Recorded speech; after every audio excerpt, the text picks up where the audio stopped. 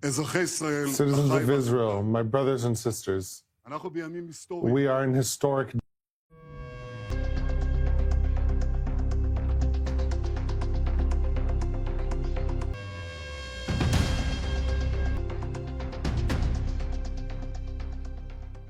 Hace apenas un instante, mientras el resto del mundo seguía con su rutina de siempre, la ciudad de Jerusalén se estremeció de una forma que nadie había previsto.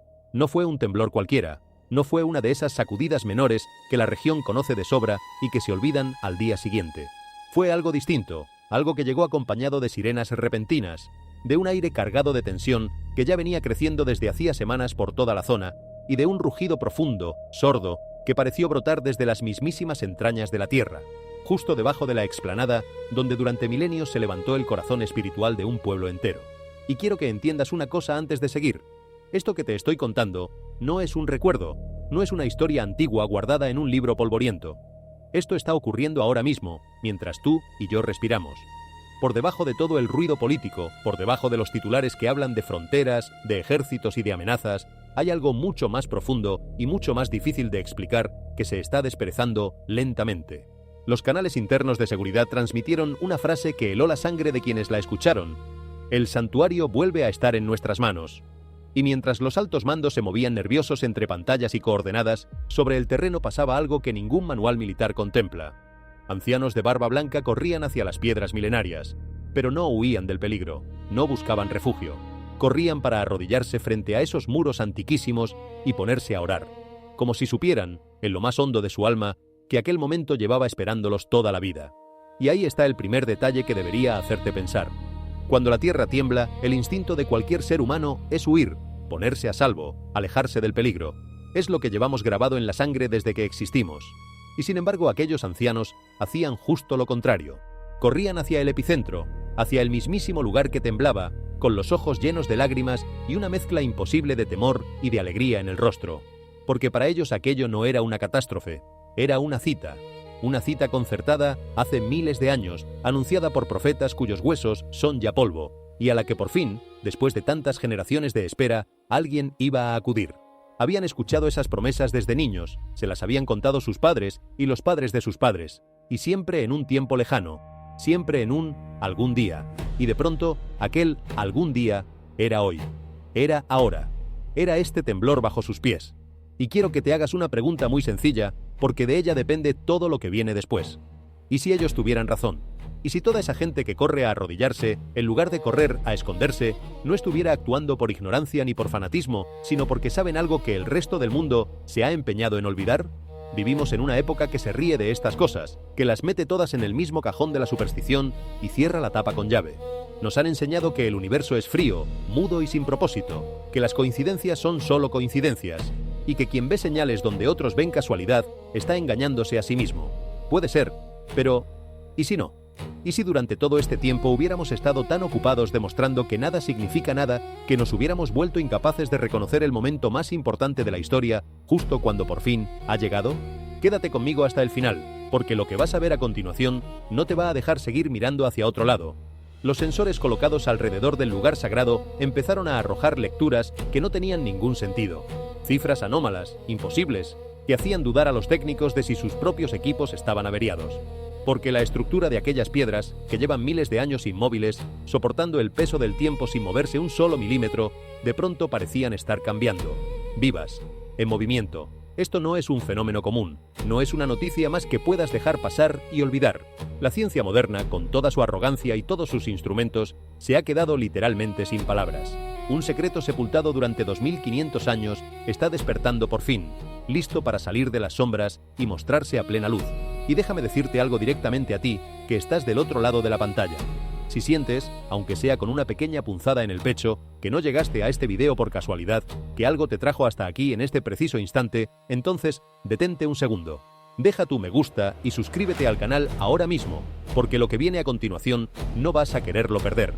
Escribe en los comentarios la frase «Estoy listo», compártelo con alguien a quien quieras antes de que desaparezca, porque el tiempo se está agotando de verdad. No lo dejes para después. Después puede ser demasiado tarde. Sé que suena fuerte. Sé que hay una parte de ti que quiere cerrar este video, encogerse de hombros y seguir con tu día como si nada. Es lo más cómodo, lo más fácil, lo que casi todo el mundo hará.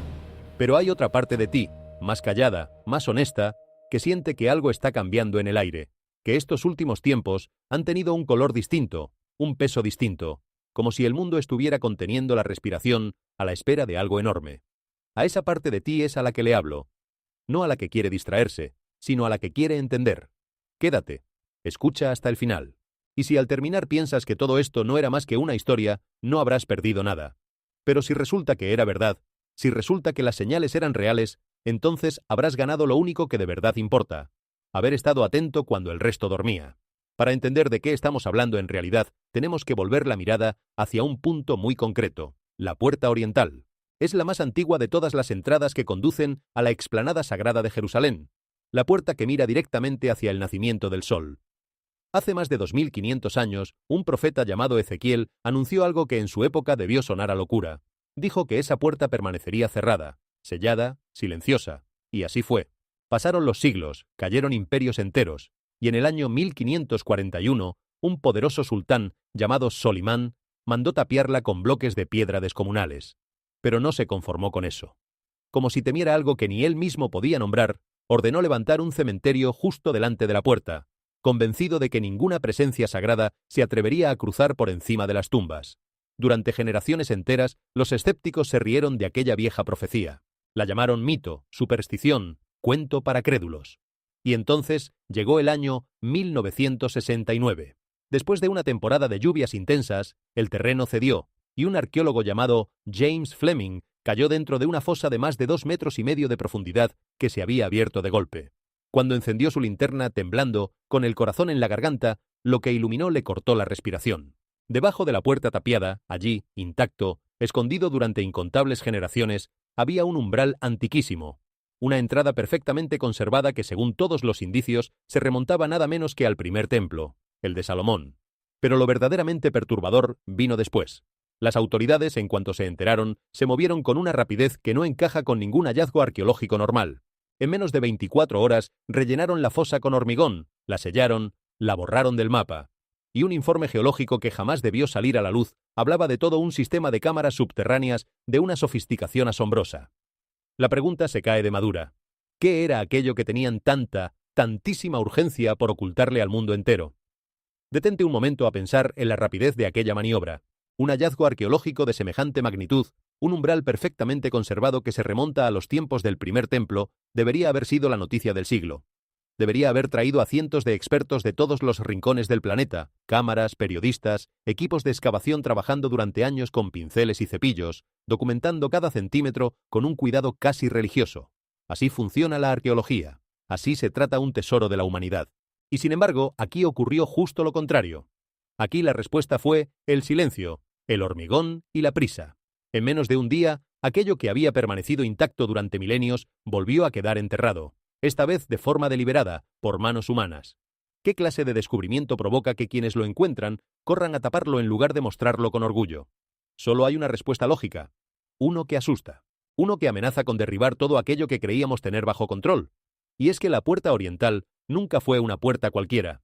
Durante toda la historia del pueblo hebreo se la consideró el umbral por el que habría de entrar la gloria de Dios, y también el camino por el que, según las antiguas esperanzas, entraría el Mesías el día señalado. No es una entrada más entre muchas, es la entrada. Por eso el profeta Ezequiel, hace más de 2500 años, escribió aquellas palabras tan precisas y tan misteriosas.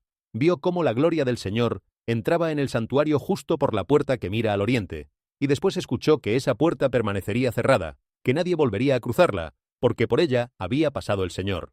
Piénsalo bien. Un hombre que vivió hace 25 siglos describió con un detalle asombroso el destino de una puerta concreta de una ciudad concreta. Y cada palabra que dijo se ha ido cumpliendo, una por una, a lo largo de los siglos, ante los ojos incrédulos de generaciones enteras que preferían llamarlo casualidad. El sultán Solimán, aquel gobernante poderoso del siglo XVI, no tapió esa puerta por capricho ni por descuido. Los relatos que han llegado hasta nosotros cuentan que lo hizo movido por el miedo, porque conocía la profecía, porque sabía qué se decía que ocurriría cuando esa puerta volviera a abrirse. Pensó, con la lógica de un rey de este mundo, que unas piedras bastarían para detener el destino. Pensó que un cementerio, un lugar que las tradiciones consideraban impuro para el paso de ciertas presencias sagradas, sería una barrera suficiente. Es la eterna arrogancia del poder humano. creer que unos ladrillos y una orden pueden encadenar aquello que fue anunciado desde antes de que él naciera. Y durante casi 5 siglos pareció que le había funcionado. La puerta permaneció muda, ciega, sellada. Los turistas le sacaban fotos sin saber lo que tenían delante. Los guías repetían la historia como quien cuenta una leyenda pintoresca. Y los escépticos, cómodos en su incredulidad, archivaban todo aquello en el cajón de los cuentos para crédulos, hasta que la tierra un día de lluvia se abrió bajo los pies de un arqueólogo y empezó a hablar. Pero todo eso, por increíble que suene, no era más que el preludio. La verdadera historia empieza hace apenas 3 días. Unos dispositivos de escaneo térmico hiperespectral, de última generación, instalados por un equipo de la universidad alrededor de la puerta oriental, registraron algo sencillamente imposible. La puerta se está deformando. Y ojo, no hablo de la erosión lenta que el viento y la lluvia provocan a lo largo de los siglos. Hablo de los bloques de piedra caliza, esa piedra antigua y durísima, dilatándose y contrayéndose, expandiéndose y encogiéndose, una y otra vez. El ciclo se repite con una regularidad hipnótica, un movimiento de aproximadamente 1 milímetro cada 45 segundos. Y cuando lo ves representado en una gráfica, cuando escuchas el ritmo, se te pone la piel de gallina, porque se parece exactamente, punto por punto, a un par de pulmones. Unos pulmones que llevaran milenios asfixiados y que por fin, después de una eternidad conteniendo el aire, empezaran a respirar de nuevo. Imagina por un momento a los técnicos de aquel equipo, gente formada en las mejores universidades, personas acostumbradas a ver números en pantallas y a no inmutarse por nada. Imagínalos delante de sus monitores, viendo cómo aquella gráfica sube y baja con una regularidad perfecta, como el trazo de un electrocardiograma. Al principio pensaron que era un fallo del equipo. Recalibraron los instrumentos, cambiaron los sensores por otros nuevos, repitieron la medición desde ángulos distintos, con aparatos distintos, traídos de laboratorios distintos, y el resultado seguía siendo el mismo. La piedra subía y bajaba, se hinchaba y se deshinchaba, con la paciencia serena de algo que respira. No había avería, no había error, había un ritmo. Y un ritmo, por definición, es señal de algo vivo, de algo que obedece a un pulso interno, a una voluntad, a un latido que viene de dentro. La materia inerte no tiene ritmo. Las rocas no respiran. Y sin embargo allí estaba, ante los ojos atónitos de quienes no querían creer lo que sus propios aparatos les estaban gritando. Uno de los investigadores, según se filtró después, apoyó la palma de la mano contra la superficie de uno de aquellos bloques. Quería sentirlo con su propia piel, comprobar si sus instrumentos le estaban mintiendo. Y notó cómo la piedra, fría y áspera, se movía bajo su mano. Se elevaba apenas, casi imperceptiblemente, y luego volvía a bajar, empujando suavemente contra su palma, como el pecho de un durmiente. Aquel hombre apartó la mano de golpe, como si se hubiera quemado, aunque la piedra estaba fría. Lo que le quemó no fue el calor. Fue el terror de comprender que estaba tocando algo que no debería estar vivo y que, sin embargo, respiraba. Y ese aroma que brotaba de las grietas merece que nos detengamos en él, porque no es un detalle menor. El incienso y la mirra no son simples perfumes agradables. En los relatos antiguos, esa mezcla concreta era el aceite santo de la unción, una fórmula sagrada, exacta, que solo se preparaba para consagrar aquello que pertenecía a Dios. El altar, los utensilios del culto, los sacerdotes. Estaba tan reservada, era tan sagrada, que la ley prohibía expresamente reproducirla para cualquier uso común.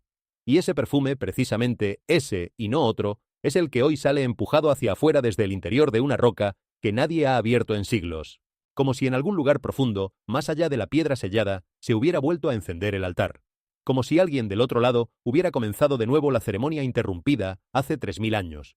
Los ingenieros estructurales, esos que se pasan la vida calculando tensiones y materiales, insisten con firmeza en que la piedra sencillamente no puede dilatarse de esa manera a menos que se la someta a temperaturas superiores a los 1200 grados. Y sin embargo la temperatura real medida sobre la superficie de esos bloques es de 24 grados.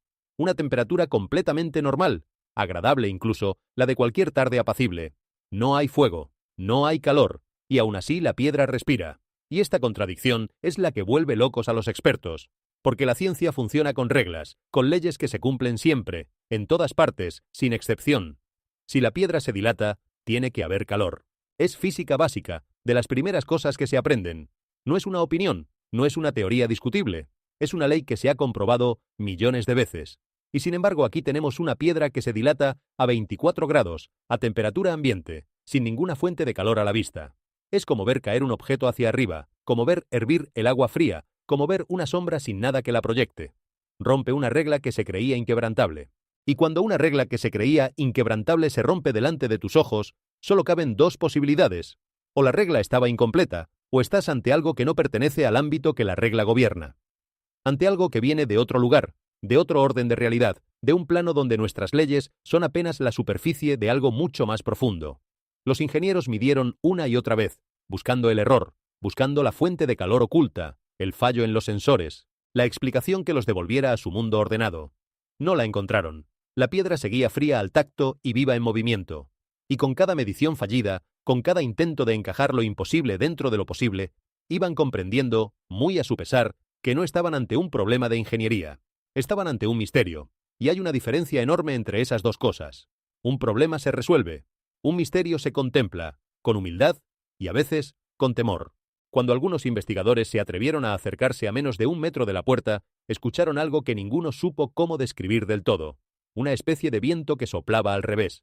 Fíjate bien en esto, porque es clave. El aire no entraba por las grietas como cabría esperar.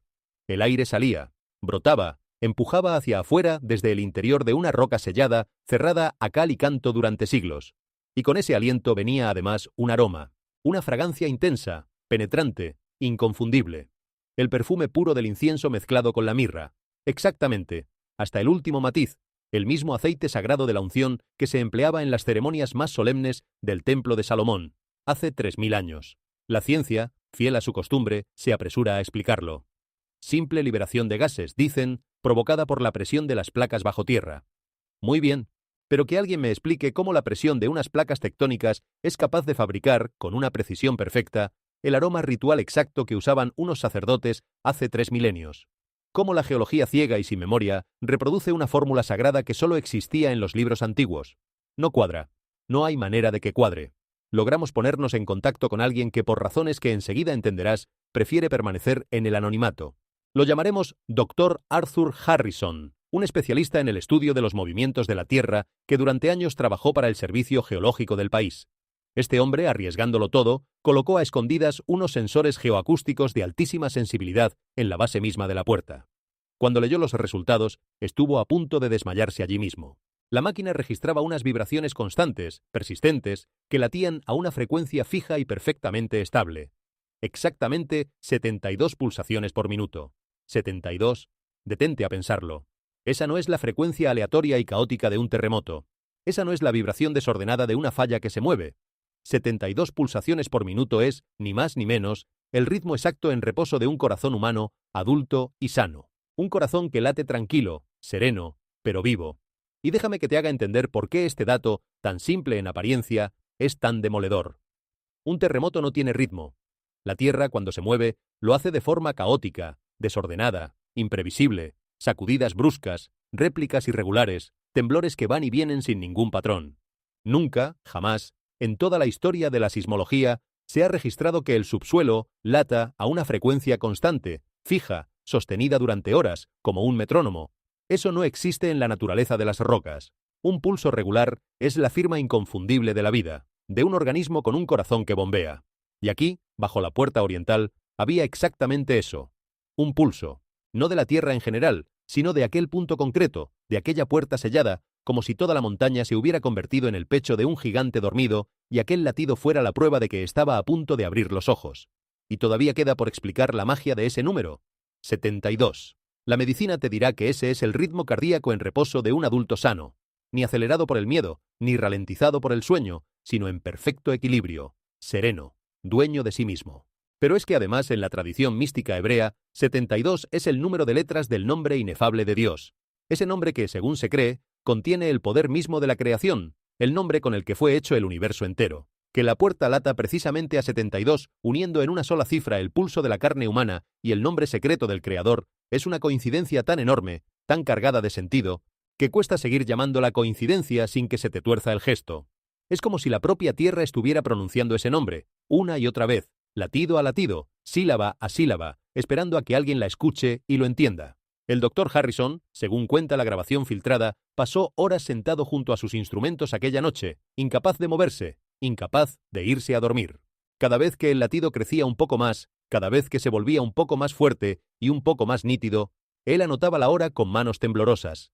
Y cuanto más avanzaba la madrugada, más claro le quedaba que aquello no se estaba calmando, sino todo lo contrario. Se estaba fortaleciendo, cobrando fuerza, como quien vuelve poco a poco de un desmayo muy largo. No se apaga, murmuró en un momento dado. Se despierta. Y hay más, porque la cosa se vuelve todavía más asombrosa. En la antigua numerología hebrea, el número 72 es precisamente la cantidad de letras que componen el nombre secreto e impronunciable del Creador. Los científicos más escépticos se lanzaron de cabeza a buscar una explicación tranquilizadora. Dijeron que aquel latido no era más que el eco de la red subterránea de bombeo de agua de la ciudad. Una respuesta cómoda, redonda, que dejaría a todos dormir en paz. El único problema es que los registros oficiales demuestran que toda la red municipal de agua había sido cerrada por completo esa misma noche, por labores de mantenimiento.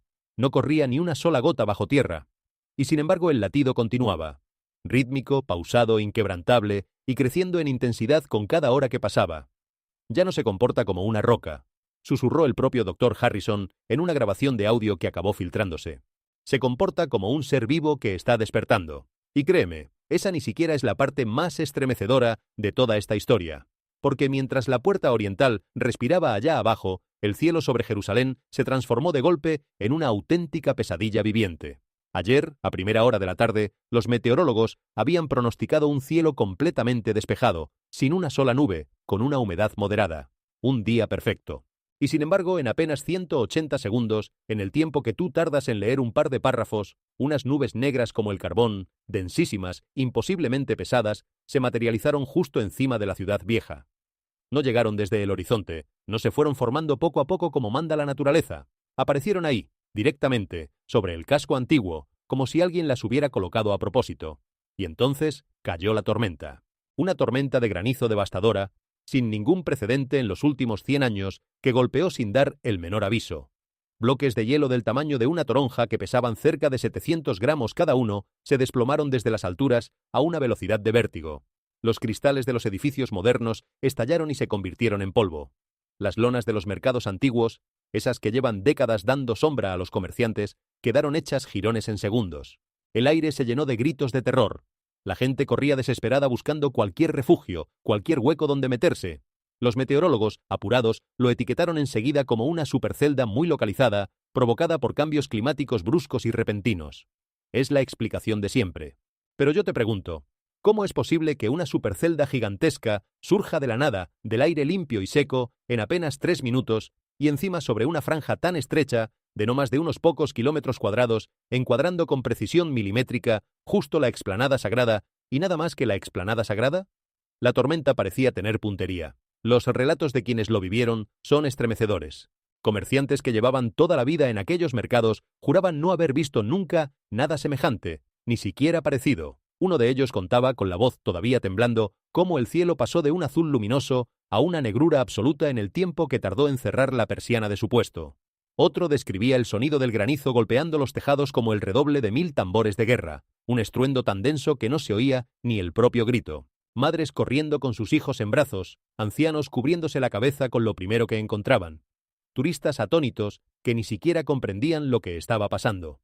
Y en cuestión de segundos, las calles que un momento antes bullían de vida quedaron vacías, sembradas de bloques de hielo del tamaño de un puño, de cristales rotos y de lonas destrozadas. La ciudad entera se había vaciado hacia adentro, hacia los refugios, hacia los sótanos, mientras el cielo descargaba su furia con una precisión que no tenía nada de casual. Y aquí es donde la explicación meteorológica empieza a hacer aguas por todas partes. Una supercelda, esa clase de tormenta capaz de descargar granizo del tamaño de una fruta, no se forma de la nada. Necesita horas de condiciones muy concretas, aire caliente y húmedo ascendiendo, corrientes que chocan, una atmósfera cargada de energía que se va acumulando hasta estallar. Los satélites la ven venir, los radares la siguen, los meteorólogos la anuncian con antelación. No aparece de golpe sobre un cielo despejado y seco en apenas 3 minutos. Sencillamente la física no lo permite. Y sin embargo, eso es exactamente lo que ocurrió. De un pronóstico de calma absoluta, sin una nube, con humedad moderada, se pasó en 180 segundos a la tormenta de granizo más violenta en un siglo, como si alguien hubiera pulsado un interruptor. Pero lo que de verdad desmonta la explicación no es la velocidad, es la puntería, porque esa tormenta imposible no se extendió por toda la región, como haría cualquier fenómeno natural. Se concentró sobre una franja estrechísima, de apenas unos kilómetros cuadrados, encuadrando con una precisión de cirujano la explanada sagrada y su entorno inmediato. A unas pocas calles de allí, la gente veía llover normal, o ni siquiera eso. El granizo asesino caía justo sobre el punto que lleva días en el centro de todo, y solo sobre él. ¿Qué tormenta natural sabe dibujar un rectángulo tan exacto sobre un mapa? ¿Qué capricho del clima elige con semejante cuidado su blanco? Cuanto más lo examinas, menos parece meteorología y más parece un dedo señalando desde arriba, marcando un lugar, exigiendo que todos lo miren. Y en cuanto a la figura que se formó entre los relámpagos, hay algo que conviene subrayar. No estamos hablando de una sola persona que creyó ver algo en las nubes, de esas ilusiones que la mente fabrica cuando quiere ver rostros donde solo hay formas. Estamos hablando de miles de teléfonos, de miles de cámaras apuntando a la vez, desde ángulos distintos, desde posiciones distintas de la ciudad, y capturando todas ellas la misma silueta. Un hombre de largas vestiduras, con los brazos abiertos en cruz, sereno en medio de la tempestad. Y quienes lo miraron de frente aseguran que aquella figura no parecía sufrir la tormenta, sino gobernarla, como si la furia del cielo se organizara a su alrededor en lugar de golpearlo. Personas que jamás habían rezado se descubrieron de rodillas. Personas que se reían de la fe se descubrieron llorando sin saber muy bien por qué. Hay imágenes que no se explican, solo se sienten. Y esta fue una de ellas. El anillo de fuego que ardió después, suspendido en las alturas, dejó a los astrónomos sin argumentos sólidos. Un halo de hielo se mueve, se deshace, cambia de forma con las corrientes de aire. Dura unos instantes y desaparece. Este, en cambio, permaneció clavado en el mismo punto, con la misma intensidad, durante 42 minutos exactos, desafiando el viento, desafiando el paso del tiempo, desafiando toda explicación razonable. Su circunferencia era demasiado perfecta, su brillo demasiado constante. Parecía menos un fenómeno del clima y más una señal encendida a propósito, un faro colocado en el cielo para que nadie pudiera decir después que no lo vio. Y sobre aquel sonido, aquel tono profundo y metálico que bajó de la estratosfera, conviene detenerse una vez más. No fue un ruido cualquiera. Quienes lo escucharon dicen que lo sintieron en el pecho antes que en los oídos, como una vibración que atravesaba el cuerpo, que hacía temblar los huesos y los cristales por igual. Un sonido que no venía de ningún lado y venía de todos a la vez. Los textos antiguos hablan precisamente de esto, de una trompeta que sonará desde el cielo, de una voz de mando que hará temblar la tierra, del anuncio de un día grande y terrible. Durante siglos, esas palabras se leyeron como poesía, como símbolos, como metáforas de otra época. Pero, ¿y si no eran metáforas? ¿Y si eran, sencillamente, una descripción exacta de algo que un día iba a ocurrir y ese día ha llegado? Y luego vino el cielo teñido de rojo, aquel color de sangre que cubrió Jerusalén, y solo Jerusalén.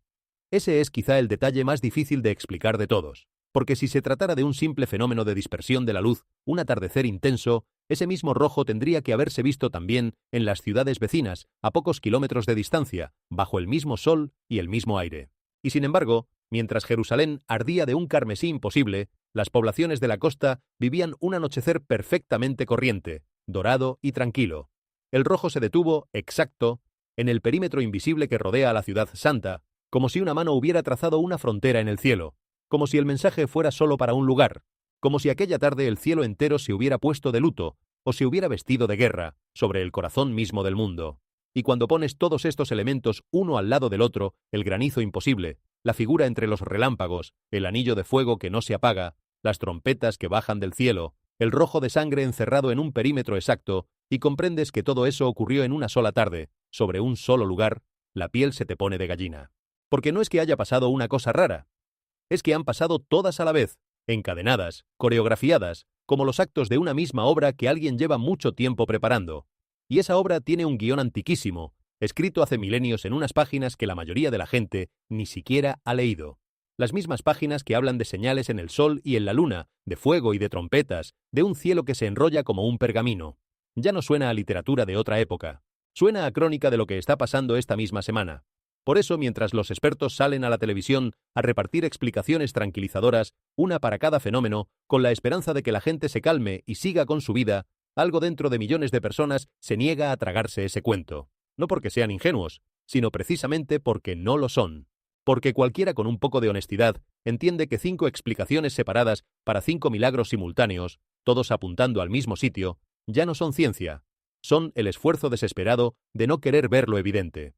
Y lo evidente, por incómodo que resulte, es que aquella tarde el cielo de Jerusalén no se comportó como un fenómeno natural. Se comportó como un mensaje. Un mensaje escrito en un idioma que la humanidad conoce desde hace mucho, aunque hubiera preferido olvidarlo. Y en medio de aquella furia desatada, miles de teléfonos móviles capturaron una imagen que hizo estallar a las comunidades religiosas del mundo entero. Justo entre los relámpagos cegadores, entre destello y destello, las nubes de la tormenta se organizaron solas, se ensamblaron físicamente hasta formar una figura colosal, luminosa, con forma humana.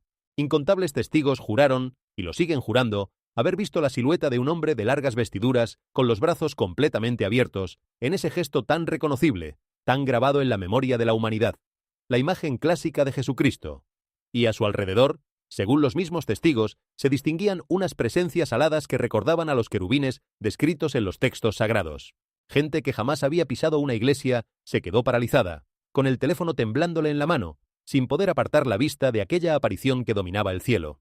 En el instante exacto en que el granizo cesó, las nubes se abrieron para revelar otra anomalía que desafía toda lógica. Un anillo de fuego colosal, de unos 150 metros de diámetro, ardía con fuerza en las capas altas de la atmósfera. Y no se movía, no se dejaba arrastrar por el viento, no se apagaba a pesar de las fuertes ráfagas que sacudían la ciudad. Los astrónomos se apresuraron a decir que se trataba de un halo solar, un fenómeno óptico causado por la luz refractándose en cristales de hielo. Perfecto.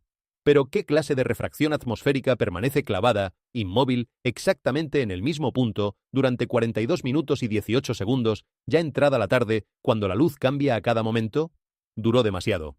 Su geometría era demasiado perfecta, demasiado precisa, para ser un simple juego de la naturaleza.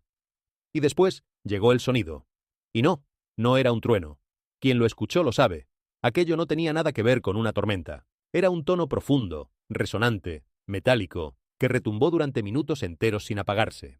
Sonaba exactamente como el antiguo shofar, ese cuerno que se ha tocado durante milenios, o como las trompetas apocalípticas que, según los textos, harán sonar los ángeles al final de los tiempos.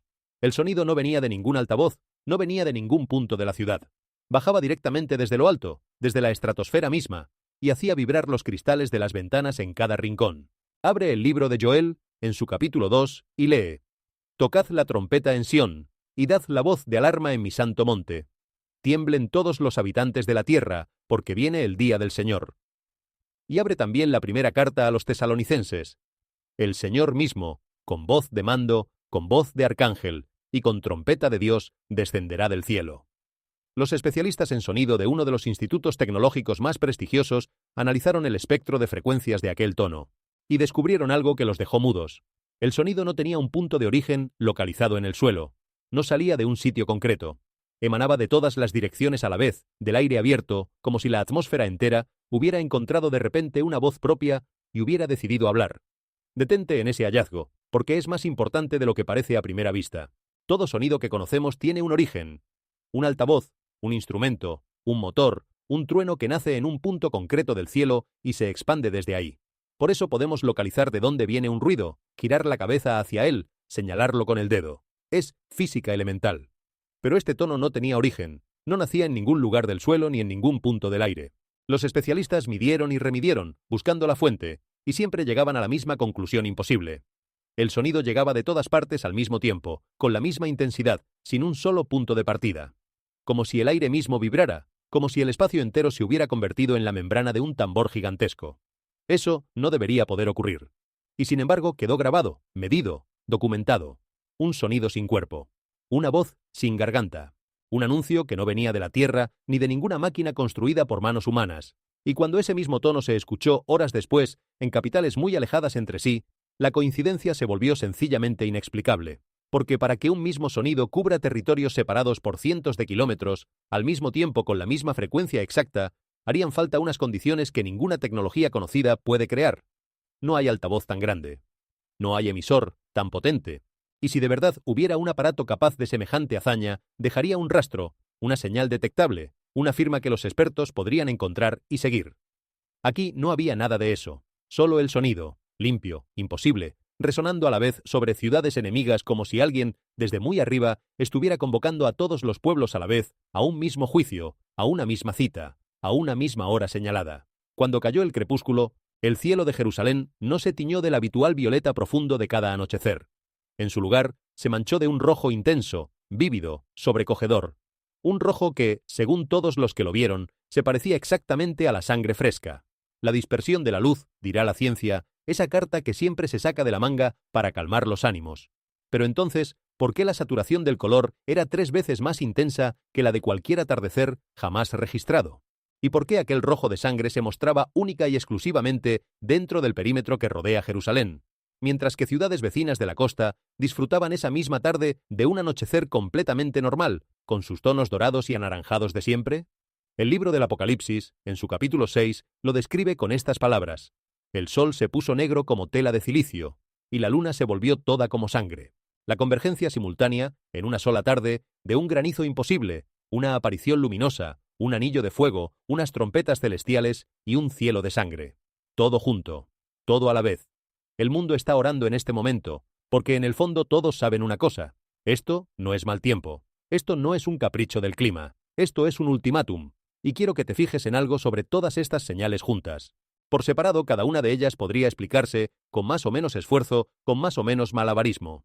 Una tormenta rara, un fenómeno óptico, un juego de nubes, un atardecer intenso. La mente humana es muy hábil buscando explicaciones tranquilizadoras porque necesita creer que el mundo sigue siendo el lugar ordenado y previsible de siempre. Pero cuando todas esas señales ocurren a la vez, el mismo día, en el mismo lugar, encuadrando con precisión el mismo punto sagrado, la explicación tranquilizadora se desmorona. Ya no es una casualidad. Son 5, 6, 7 casualidades encadenadas, todas apuntando en la misma dirección, todas hablando el mismo idioma antiguo.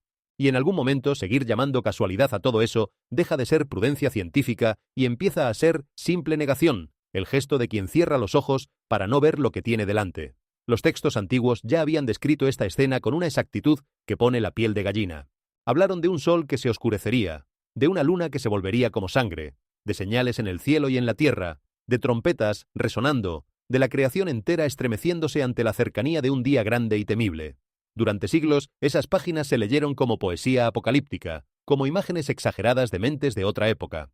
Y de pronto, alguien enciende la televisión, mira por la ventana, abre las redes y ve exactamente eso: el cielo teñido de sangre sobre la ciudad santa, el sonido de las trompetas bajando de las alturas, la tierra temblando bajo la puerta antigua. Ya no es poesía, es un parte meteorológico, es un titular, es hoy. Y esa es quizá la parte más difícil de aceptar de todo: que las cosas que dábamos por imposibles, simplemente porque nunca las habíamos visto, están empezando a ocurrir delante de nuestros ojos. Y la trampa de la historia se cerró todavía un poco más cuando empezaron a llegar informes desesperados desde las líneas del frente. Porque mientras las señales del cielo dejaban paralizada la mente de la gente común, en los grandes tableros de la política mundial, las piezas se movían a una velocidad de vértigo. Una gran potencia envió 2 grupos de portaaviones adicionales al Mediterráneo. Los servicios de inteligencia confirmaron que ciertas unidades habían preparado por completo sus plataformas de lanzamiento, fijando coordenadas sobre objetivos estratégicos repartidos por todo el territorio. Jerusalén quedaba directamente en el punto de mira de miles de proyectiles. La región entera era como un cable tensado hasta el límite, a un solo segundo de romperse en pedazos. Y sin embargo, los mandos militares más experimentados se encontraron de pronto ante un enemigo que ningún radar era capaz de detectar. Las redes de navegación por satélite de todo el Medio Oriente se derrumbaron y se llenaron de interferencias sin ninguna explicación. Los aviones de combate eran físicamente incapaces de fijar un objetivo. Altos comandantes admitieron en voz baja, casi avergonzados, que salvo por las cámaras ópticas puras, todo el equipo de rastreo guiado por radio había quedado completamente inutilizado por una onda de energía invisible que surgía directamente desde el subsuelo rocoso de Jerusalén. La tecnología más avanzada del planeta, ciega de golpe, apagada por algo que brotaba de la tierra. Hay una ironía profunda en todo esto que no deberíamos dejar pasar. Durante décadas el ser humano ha confiado su seguridad, su defensa, incluso su supervivencia, a las máquinas. Radares que ven a través de la noche, satélites que vigilan cada rincón del planeta, sistemas capaces de detectar un objeto del tamaño de una moneda a cientos de kilómetros de distancia. Nos hemos sentido invulnerables, dueños del cielo y de la tierra, convencidos de que con suficiente tecnología nada podría tomarnos por sorpresa. Y bastó una onda de energía brotando de una vieja roca para dejar todo ese poderío convertido en chatarra muda. Las pantallas en blanco, los mapas llenos de ruido, los cazas dando vueltas sin poder fijar nada. Toda la soberbia de nuestra era tecnológica, humillada en un instante por algo que ni siquiera sabemos nombrar. Y aquí está el detalle que a los altos mandos les quitó el sueño. Aquella energía no venía de un enemigo conocido. No era el arma de una nación rival, no era un ataque que se pudiera responder, no era una fuerza que se pudiera localizar y neutralizar. Salía de la tierra misma, del subsuelo de Jerusalén, de debajo de esa puerta que lleva días respirando. ¿Cómo se combate eso? ¿Contra quién se dispara? ¿A qué objetivo se apunta cuando el que apaga tus máquinas es el propio suelo sobre el que pisas? Por primera vez, los estrategas se encontraron ante una situación para la que no existe manual, ante una fuerza que no se rige por la política ni por la guerra, sino por algo mucho más antiguo y mucho más grande que todo eso. Y en el silencio de sus salas de mando, más de uno debió comprender con un escalofrío que ya no estaban dirigiendo los acontecimientos. Solo los estaban presenciando, como todos los demás. Y ese mismo desconcierto se repitió cuando el sonido de la trompeta cruzó las fronteras y resonó sobre capitales que hasta el día anterior se miraban con odio y con recelo. Piénsalo bien. Ciudades de naciones enemistadas, pueblos que se preparaban para hacerse la guerra, escucharon todos a la vez el mismo tono profundo bajando del cielo. Y por un instante aquel sonido los igualó a todos. Al poderoso y al humilde, al general y al niño, al que rezaba en una lengua y al que rezaba en otra. Porque cuando algo tan grande sucede a la vez sobre pueblos que se creían distintos y separados, se hace evidente una verdad que solemos olvidar, que compartimos el mismo cielo, la misma tierra, la misma fragilidad y quizá también el mismo destino. Las agencias de seguridad buscaron desesperadamente el arma secreta, el emisor oculto, la superpotencia capaz de proyectar aquel sonido a semejante escala. No encontraron nada, porque no había nada que encontrar. Ninguna nación posee esa tecnología. Ninguna máquina humana puede llenar millones de kilómetros cuadrados con una misma nota, al mismo tiempo, sin dejar el menor rastro. Y esa ausencia de explicación es, en sí misma, la explicación más inquietante de todas. Porque si no fue el hombre, entonces, ¿quién? Si ninguna potencia terrestre tiene ese poder, ¿de dónde salió esa voz que hizo temblar las ventanas desde Jerusalén hasta ciudades lejanas? Los textos antiguos hablaban precisamente de una trompeta que sonaría al final, de un llamado que reuniría a todos los pueblos, de un anuncio que nadie podría ignorar. Durante siglos se leyó como una imagen, como un símbolo poético, y de pronto millones de personas en países distintos lo escucharon con sus propios oídos la misma noche. Cuando el símbolo se vuelve sonido real, cuando la metáfora hace vibrar el cristal de tu ventana, ya no queda mucho margen para seguir tratándolo como si fuera solo una vieja historia. Y si crees que aquel misterioso sonido de trompeta se limitó únicamente a Jerusalén, permíteme decirte que te equivocas. Apenas 2 horas más tarde, empezaron a llegar mensajes urgentes desde ciudades muy alejadas entre sí, capitales de naciones que en este momento se encuentran al borde del enfrentamiento. Y en todas ellas, la gente describía exactamente lo mismo. Ese zumbido metálico, profundo, telúrico, resonando desde lo alto, una única frecuencia unificadora, conectando de pronto a pueblos que estaban a punto de levantarse en armas los unos contra los otros. Las agencias de seguridad nacional sospecharon de inmediato de un arma de operaciones psicológicas extraordinariamente avanzada, algún dispositivo capaz de emitir infrasonidos de baja frecuencia manejado por alguna superpotencia. El problema es que ninguna nación sobre la faz de la Tierra posee la tecnología necesaria para proyectar infrasonidos a lo largo de millones de kilómetros cuadrados de forma simultánea, y encima sin dejar rastro alguno de una señal de emisión que pudiera rastrearse. Sencillamente, no existe esa tecnología. No la tiene nadie. Piensa en lo que esto significa. Naciones que llevaban meses, incluso años, midiéndose las fuerzas, afilando sus armas, preparándose para un choque que muchos daban por inevitable, se encontraron de pronto unidas por un mismo sonido que bajaba del cielo. Un enemigo común e invisible que ningún ejército sabía cómo combatir, porque no se le podía ver, ni rastrear, ni apuntar. Los generales, hombres entrenados para pensar en términos de misiles, de coordenadas y de blancos, se quedaron mirando sus pantallas apagadas sin comprender nada. Todo su poderío, toda su tecnología, todo el dinero invertido en los sistemas de guerra más sofisticados de la historia no servía absolutamente de nada frente a una onda de energía que salía de la roca de una vieja ciudad. Por primera vez en mucho tiempo, el hombre más poderoso de la sala no era el que tenía el arma más grande, sino el que se atrevía a arrodillarse y preguntar qué estaba pasando en realidad. Y esos 4 templos que ardieron a la vez, cada uno de una confesión distinta, merecen que nos detengamos un instante más, porque durante siglos esas comunidades han discutido, se han distanciado, han levantado muros entre ellas por cuestiones de doctrina, de rito, de historia. Y sin embargo aquella noche el fuego no distinguió entre unas y otras. Brotó por igual sobre todos los altares, como si quisiera recordarles que, por debajo de sus diferencias, todas ellas señalaban hacia el mismo cielo. Un fuego que no quemó a nadie, que no destruyó nada, que no dejó rastro. Ardió exactamente 7 minutos y se apagó. 7, el número de lo completo, de lo terminado, de lo perfecto, como una firma, como si alguien estuviera marcando cada lugar sagrado con un sello de luz.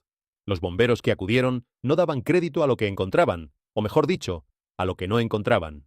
Ni rastro de combustible, ni un cable pelado, ni un enchufe recalentado, ni una vela olvidada, ni el menor indicio de que una mano humana hubiera provocado aquello. Los perros adiestrados no detectaban ningún acelerante.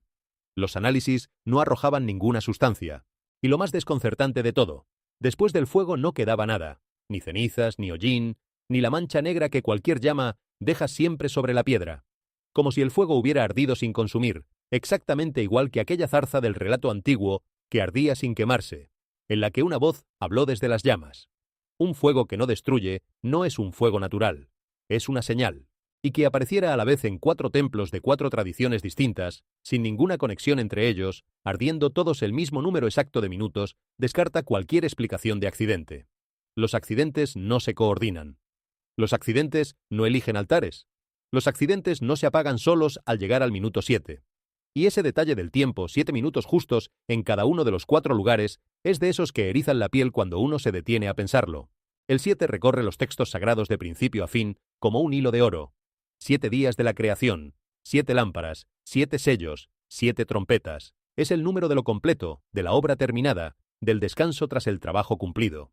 Y aquí estaba de nuevo, escrito con fuego sobre la piedra desnuda, en 4 puntos a la vez, como una rúbrica dejada a propósito para quien supiera leerla. No un mensaje en palabras, sino en cifras, en símbolos, en la vieja gramática con la que, según las escrituras, el cielo siempre se ha dirigido a la tierra. Y en el muro occidental, aquellas gotas de agua que se negaban a resbalar cuentan quizá la historia más íntima de todas, porque no fue un fenómeno lejano, visto desde el aire por un satélite o registrado por una máquina fría. Fue algo que la gente tenía delante de los ojos, a un palmo de la cara, mientras rezaba bajo la llovizna. Gotas redondas, perfectas, cristalinas, aferradas a la piedra en contra de toda ley natural. Y al mirar a través de ellas, el presente desaparecía. La ropa moderna, los edificios de hoy, los teléfonos en las manos de la gente, todo eso se borraba, y en su lugar surgían las torres antiguas, los soldados de otra era, la ciudad tal y como fue hace 2000 años. Como si aquellas gotas fueran diminutas ventanas al pasado, como si el tiempo, en ese lugar y en esa noche, se hubiera vuelto delgado y transparente, y por un momento el ayer y el hoy se hubieran tocado. Y lo más perturbador de todo, las cámaras antiguas, las de película, las que no pueden ser engañadas por ningún programa ni ningún filtro digital, capturaron exactamente lo mismo. No fue una ilusión de la mente colectiva, quedó grabado, quedó impreso, existe. Y hay algo profundamente conmovedor en ese fenómeno, más allá de lo inexplicable que resulta, porque a través de aquellas gotas la gente no vio monstruos ni horrores, vio el pasado, vio la ciudad tal y como fue hace 2000 años, con sus torres, sus muros, sus soldados de otra era, como si el lugar mismo guardara memoria de todo lo que ha vivido, de cada oración susurrada contra esas piedras, de cada lágrima derramada, de cada mano apoyada sobre ellas a lo largo de 20 siglos, y por un instante hubiera decidido mostrarlo. El muro occidental es, para millones de personas, el lugar más cercano a lo sagrado que existe sobre la tierra, el sitio donde se dejan las plegarias escritas en pedacitos de papel, metidas entre las grietas, con la esperanza de que sean escuchadas. Y esa noche, ese muro pareció responder, no con palabras, sino con imágenes, no con promesas, sino recordándonos que el tiempo, en ciertos lugares y en ciertos momentos, es mucho más delgado de lo que creemos, y que el pasado, lo sagrado y lo eterno, están mucho más cerca de nuestro presente de lo que nuestra época se atreve a admitir. Los físicos hablaron de refracción, de luz de las farolas doblándose sobre la superficie mojada. Es una explicación ingeniosa, hay que reconocerlo. Pero se estrella contra un hecho tozudo. Las cámaras antiguas, las mecánicas, las de película, esas que no tienen software, ni filtros, ni forma alguna de ser manipuladas, capturaron exactamente la misma escena antigua. La luz de una farola puede engañar al ojo cansado de un fiel emocionado en mitad de la noche. No puede grabar legionarios romanos en un carrete de película que solo reacciona a la luz que de verdad le llega. Alguien, o algo, puso esa imagen del pasado ante las lentes, y ninguna teoría óptica de manual alcanza a explicar cómo. Al mismo tiempo, en el interior de la ciudad vieja de Jerusalén, se produjo una serie de sucesos desconcertantes. 4 templos antiguos, pertenecientes a confesiones completamente distintas, sin ninguna relación entre sí, se incendiaron a la vez, y siempre en el mismo punto, justo alrededor de sus altares. Los bomberos llegaron a la conclusión de que no había absolutamente ningún rastro de combustible, ni acelerantes, ni cortocircuitos eléctricos, ni el menor indicio de que alguien hubiera provocado los fuegos a propósito. Las llamas simplemente brotaron directamente de las losas de piedra desnuda, ardieron con fuerza durante exactamente 7 minutos y se apagaron sin dejar ni una sola mota de hollín, ni una marca, ni una señal. 7 minutos. Precisamente el número que en la tradición bíblica representa la plenitud, la obra terminada, la perfección de lo sagrado. Más tarde, ya de noche, cayó sobre la ciudad una llovizna ligera e inesperada. En el muro occidental, cientos de fieles que rezaban bajo esa fina lluvia soltaron de repente un grito ahogado y retrocedieron sobresaltados. El agua que se acumulaba sobre la superficie de los enormes bloques de piedra caliza no se deslizaba hacia abajo formando regueros, como manda la naturaleza. En lugar de eso, se agrupaba en pequeñas gotas perfectamente redondas, cristalinas, transparentes, como diminutas lentes de líquido puro. Y aquí viene lo verdaderamente inquietante. Cuando alguien miraba el reflejo de la multitud o de los edificios de alrededor a través de esas gotas de agua, la imagen aparecía completamente distorsionada. La ropa moderna, las estructuras del siglo XXI, todo eso desaparecía por completo del reflejo. Y en su lugar los observadores veían con toda claridad legionarios romanos de la antigüedad y torres de piedra fortificadas que se remontaban a hace miles de años. Los físicos ópticos aseguran que se trató de una ilusión de manual, provocada por la refracción de la luz de las farolas sobre la superficie curva y mojada de la piedra. Y sin embargo, cientos de fotografías tomadas con cámaras puramente mecánicas, de película antigua, sin ningún filtro digital de por medio, arrojaron exactamente la misma imagen del pasado remoto. Cada sistema físico, meteorológico y óptico se estaba precipitando hacia un mismo remolino, y ese remolino tenía una naturaleza espiritual imposible de negar.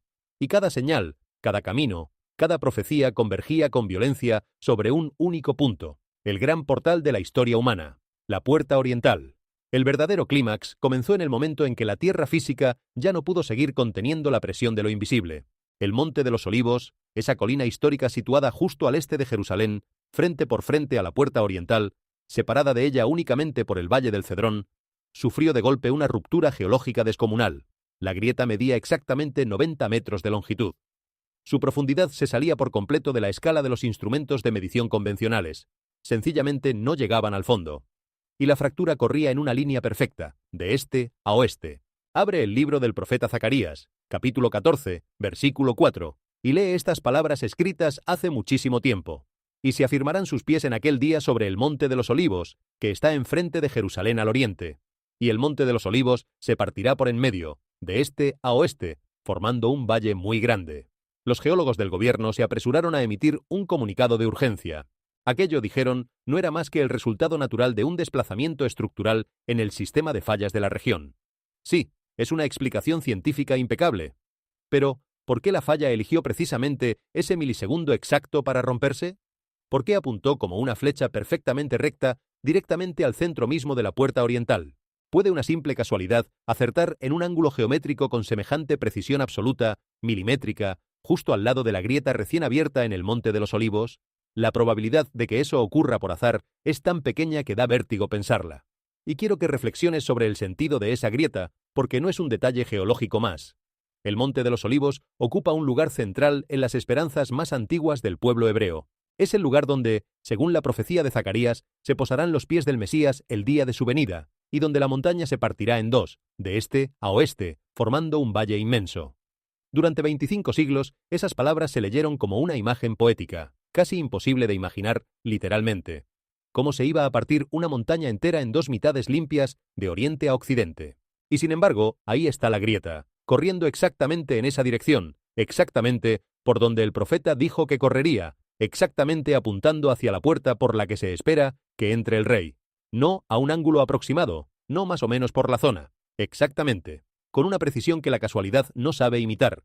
Y esos olivos milenarios que florecieron de golpe fuera de temporada, tiñendo sus hojas de oro en una sola noche, llevan consigo un aviso todavía más antiguo. Porque los historiadores del pueblo hebreo, al buscar en sus crónicas cuando había ocurrido antes algo semejante, encontraron una única respuesta, y esa respuesta les heló la sangre. La vez anterior fue en el año 70 de nuestra era, justo antes de que las legiones marcharan sobre la ciudad y arrasaran el segundo templo hasta no dejar piedra sobre piedra. Los árboles, entonces, también florecieron a destiempo, como si la propia naturaleza supiera lo que se avecinaba y se estremeciera por adelantado. Y si aquellos olivos anunciaron una vez el final de un mundo, ¿Qué están anunciando ahora, al repetir el mismo prodigio, al vestirse de oro de la noche a la mañana? No es botánica. Es un heraldo. Es la tierra misma tomando la palabra para advertirnos de que algo enorme está a punto de cambiar.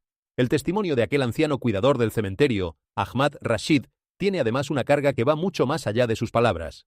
Aquí tenemos a un hombre cuya familia ha custodiado esos terrenos durante 3 generaciones, un hombre que creció escuchando de labios de su abuelo una advertencia transmitida en secreto, casi como una herencia sagrada. No rellenéis las tumbas cuando la primera fila se hunda hasta la roca, porque esa será la hora en que las almas se aparten para dejar pasar al rey. Durante décadas, aquella frase debió de sonar a superstición de viejos, a cuento que se cuenta y se olvida. Y de pronto, una mañana cualquiera, exactamente 12 tumbas de la primera fila se desploman hasta tocar la roca madre, formando una zanja limpia y recta, tal y como el abuelo había predicho.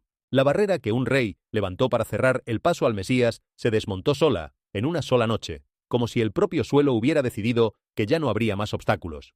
Y lo que ese hundimiento dejó al descubierto es, quizá, lo más asombroso de todo. El escaneo del subsuelo reveló una cámara hueca enorme, y dentro de ella un material cuya densidad no se corresponde ni con la tierra ni con la roca, sino con oro, bronce y madera de cedro a alta presión.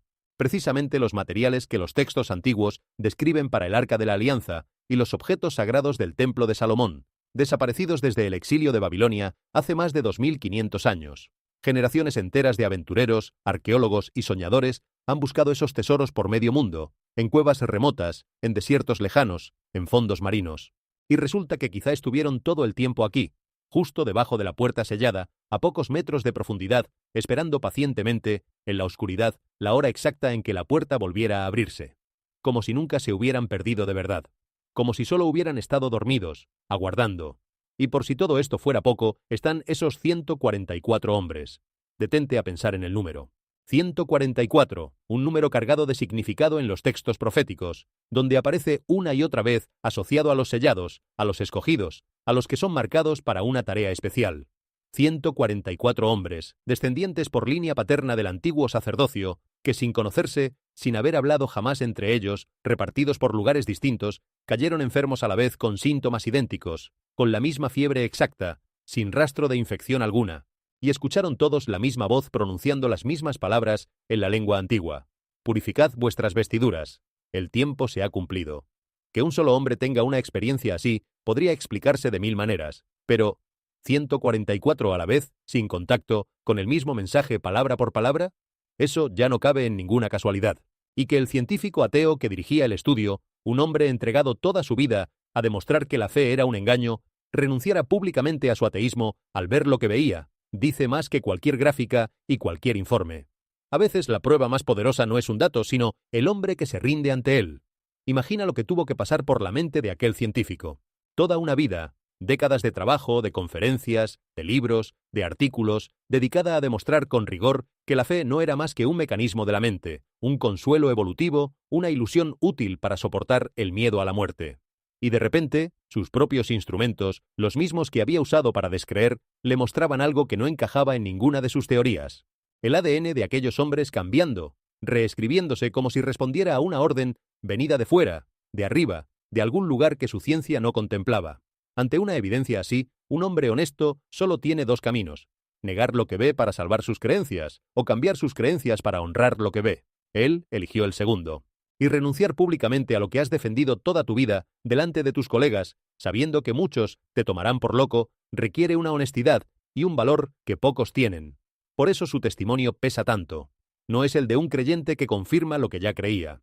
Es el de un escéptico derrotado por los hechos. Y detente una vez más en aquellas palabras que, según los 144, la voz repetía en la lengua antigua.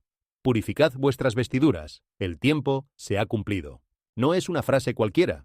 En los relatos sagrados, purificar las vestiduras era lo que hacían los sacerdotes antes de entrar en la presencia de lo santo, antes de acercarse al altar, antes de cumplir su servicio. Era el gesto de prepararse para un encuentro sagrado. Y si esa orden se dirige ahora, de golpe, a los descendientes de aquel antiguo sacerdocio, ¿para qué los está preparando? ¿Qué servicio están llamados a cumplir? ¿Qué encuentro se avecina tan cercano que ya hay que empezar a purificar las vestiduras? La respuesta, me temo, está escrita en esa misma puerta que respira, esperando la hora de abrirse. Y como si aquello fuera poco, unos olivos antiquísimos, algunos de ellos verificados como árboles de más de 2000 años de edad, reventaron de golpe en plena floración, cargándose de fruto denso y abundante fuera de toda temporada, a un ritmo que jamás se había registrado en la historia de la botánica. El color de sus hojas cambió de la noche a la mañana, pasando del verde plateado habitual a un dorado radiante y reluciente que brillaba bajo el sol como si fuera metal precioso. Los biólogos sugirieron que se trataba de una respuesta extrema al estrés, provocada por una entrada repentina de agua subterránea caliente desde la nueva fisura. Pero los historiadores del pueblo hebreo abrieron enseguida los antiguos anales, y lo que encontraron heló la sangre de todos. La última vez que se produjo exactamente esta misma floración espontánea y este mismo cambio de color en las hojas fue en el año 70 de nuestra era, precisamente 3 días antes de que un general romano marchara con sus legiones para arrasar por completo el segundo templo. Esto no es botánica, esto es el heraldo, el anuncio, de una transición espiritual que se acerca sin remedio. ¿Recuerdas la barrera que ideó el sultán Solimán? Aquel cementerio colocado a propósito para cerrar el paso. Pues bien, esta misma mañana se produjo un cambio físico sobrecogedor en todo el trazado del cementerio, justo pegado al muro de la puerta oriental. El suelo bajo las tumbas antiguas se hundió de repente hacia abajo. Exactamente 12 sepulturas, las de la primera fila, las más cercanas al muro de piedra, se desplomaron con precisión hasta descender más de 2 metros. Y cayeron de una forma tan perfecta, tan alineada, que formaron una zanja limpia y recta, dejando al descubierto la roca madre maciza que había debajo. Entrevistamos a un hombre al que llamaremos Ahmad Rashid, un cuidador del cementerio de 68 años, cuya familia lleva 3 generaciones al cuidado de aquellos terrenos. Temblando con la voz quebrada, nos contó lo siguiente. Mi abuelo, justo antes de morir, hace ya muchos años, me hizo prometer una cosa. Me dijo, cuando la primera fila de tumbas se hunda hasta tocar la roca madre, no intentes rellenarlas de nuevo. No lo hagas. Esa es la hora en que las almas se apartan a un lado para dejar pasar al rey.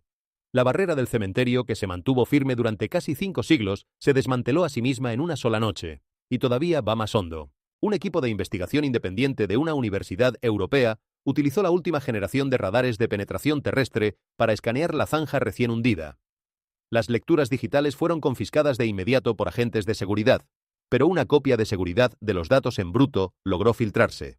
Y el escaneo del radar mostraba una cámara subterránea hueca, gigantesca, situada a unos 7,5 metros directamente debajo de los cimientos de la puerta oriental. La densidad del material dentro de ese vacío no se corresponde ni con la tierra ni con la roca. El conjunto de sensores devolvió un perfil de material que coincidía en un 99,8% con oro puro, bronce y madera de cedro sometida a altísima presión.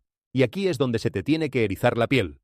Porque esos son exactamente los materiales que la Biblia describe, con todo lujo de detalles, empleados para construir el Arca de la Alianza y los tesoros sagrados del Templo de Salomón, perdidos desde el exilio de Babilonia. El tesoro más buscado de la historia no está enterrado en una remota cueva del desierto. Ha estado todo este tiempo justo debajo de los pies de la puerta sellada, esperando pacientemente la hora señalada.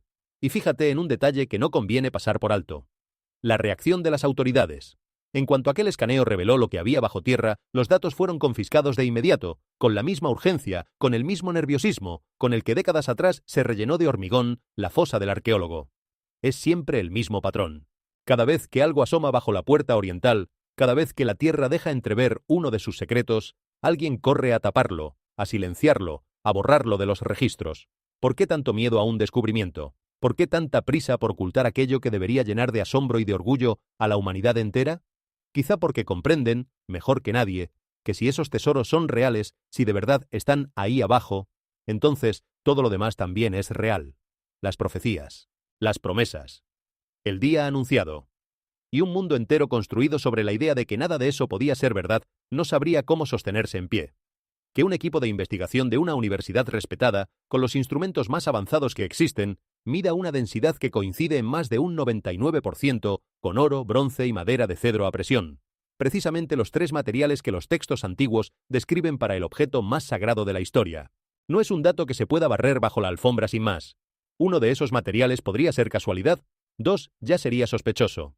Pero los 3 juntos, en la proporción exacta, en el lugar exacto, en el momento exacto en que todo lo demás está ocurriendo, es demasiado. Es como encontrar la pieza que faltaba de un rompecabezas de 2500 años y descubrir que encaja a la perfección. El tesoro no está perdido, nunca lo estuvo del todo. Solo esperaba, y su espera, al parecer, está a punto de terminar. Y aquí viene el giro más profundo, el que desafía por completo los límites conocidos de la biología humana. En Jerusalén existe un proyecto de investigación genética de máxima clasificación, con un nombre en clave que suena a antigua profecía: el linaje de Aarón. Durante años, este proyecto ha estado rastreando a hombres portadores de un marcador genético muy específico, el que corresponde a los descendientes directos, por línea paterna, del antiguo sacerdocio. Pues bien, en las últimas 48 horas, 144 de estos hombres, completamente independientes entre sí, sin ningún contacto personal, sin conocerse de nada, ingresaron en grandes centros médicos presentando síntomas idénticos. Sus temperaturas corporales se dispararon hasta alcanzar exactamente los 39 grados y medio, y sin embargo no mostraban ni el más mínimo signo de infección de ningún tipo. Y todavía más extraño, sus registros de actividad cerebral mostraban picos anómalos, jamás vistos, en una zona muy concreta del cerebro, precisamente aquella que la ciencia asocia con la percepción espiritual y la conciencia del espacio. Reflexiona un momento sobre lo extraordinario de este cuadro clínico. La medicina conoce miles de enfermedades, y cada una tiene su lógica. Un virus que se contagia por contacto, una bacteria que se propaga por el agua, una dolencia que se hereda de padres a hijos. Todas siguen un camino que se puede rastrear, un patrón que se puede entender. Pero aquí teníamos 144 hombres que no se conocían, que vivían separados, que no habían tenido ningún contacto entre sí, cayendo enfermos exactamente a la vez, con exactamente la misma fiebre, exactamente 39 grados y medio, y sin el menor rastro de virus ni de bacteria. No hay enfermedad que funcione así, no hay contagio invisible que respete de ese modo un único linaje repartido por el mundo. Lo único que tenían en común aquellos hombres era su sangre, su ascendencia, ese marcador antiquísimo que los une por línea paterna con los sacerdotes de hace 3000 años. Y fue precisamente esa herencia, y no ningún germen, lo que pareció activarse en todos ellos a la vez, como si alguien hubiera pulsado un mismo botón grabado en su ADN desde tiempos inmemoriales. Y el detalle del cerebro es todavía más asombroso. La zona que se encendió en todos ellos, con esos picos de actividad nunca antes registrados, es justamente la que los estudios relacionan con las experiencias de lo sagrado, con la sensación de trascendencia, con la percepción de algo más grande que uno mismo. Como si aquellos hombres hubieran sido de repente sintonizados, como si sus mentes se hubieran convertido en receptores, capaces de captar una señal que el resto de la humanidad no puede oír. Y todos captaron lo mismo: una voz en la lengua antigua, unas coordenadas y una orden. No cada uno la suya, no versiones distintas fruto de la imaginación de cada cual. La misma voz, las mismas palabras, el mismo mandato, transmitido a 144 receptores humanos repartidos por el planeta. Si eso no es una prueba de que algo o alguien está hablando de forma deliberada, entonces no sé qué otra cosa podría serlo. Los 144 hombres afirmaron, cada uno por su lado, haber escuchado una voz que les hablaba en hebreo antiguo, puro, el de los textos sagrados, repitiendo una serie concreta de coordenadas geográficas y una única orden: purificad vuestras vestiduras. El tiempo se ha cumplido. El doctor David Elazar, un reconocido genetista de corriente convencional, un hombre que había sido ateo durante toda su vida y que dirigía personalmente aquel proyecto, presentó su renuncia oficial al cargo. A sus colegas les dejó estas palabras que todavía resuenan en los pasillos: he dedicado mi carrera entera a demostrar que la religión no era más que una ilusión psicológica, un consuelo para los débiles. Y esta vez su ADN se está reescribiendo a sí mismo, siguiendo un programa externo que yo no puedo explicar. Renuncio a mi ateísmo. Que un hombre así, un científico de raíz, diga eso, debería hacernos detener y pensar muy en serio, y la cadena de acontecimientos alcanzó su punto de máxima tensión al amanecer de hoy mismo. La hora exacta quedó registrada: las 5 de la mañana con 42 minutos y 11 segundos. El sol apenas comenzaba a asomar por encima de las montañas del este, derramando sus primeros rayos dorados sobre las antiguas terrazas de piedra de Jerusalén. Justo sobre la ciudad todavía dormida, 3 pilotos de la Fuerza Aérea realizaban una patrulla rutinaria a gran altitud. Pilotaban las aeronaves más avanzadas del mundo, cazas furtivos de última generación, y volaban bajo unos nombres en clave que la historia recordará: Espectro 1, Espectro 2 y Espectro 3. El líder de la formación y sus compañeros de ala se desplazaban a una altitud de exactamente 5.600 metros, manteniendo una cerrada y sincronizada formación triangular. Su misión era la de siempre: vigilancia, control del espacio aéreo de la región durante un periodo de seguridad reforzada. Todos sus sistemas de vuelo funcionaban a la perfección, sin la menor incidencia. Todo estaba en calma, hasta el instante preciso en que el disco del sol rozó el horizonte. Quiero que visualices la escena porque tiene una belleza terrible. 3 puntos plateados cruzando el cielo del amanecer, en silencio, a una altura desde la que la ciudad santa se ve como un mapa antiguo desplegado sobre la tierra. Abajo las cúpulas y los tejados todavía en penumbra. Arriba, el primer oro del sol tiñendo el fuselaje de los aparatos. Dentro de cada cabina, un hombre concentrado en su tarea, con la respiración tranquila, los ojos entrenados, recorriendo instrumentos y horizonte por igual. Han hecho este vuelo decenas de veces. Conocen cada colina, cada valle, cada silueta de la ciudad de memoria. Nada, absolutamente nada, les hace esperar que esta mañana sea distinta de cualquier otra. Y precisamente por eso, por esa rutina absoluta, por esa normalidad de manual, lo que estaba a punto de ocurrir tendría un peso todavía mayor. Porque cuando lo extraordinario irrumpe en lo más ordinario, cuando lo imposible aparece en mitad de la tarea más previsible, ya no queda margen para pensar que uno se lo ha imaginado.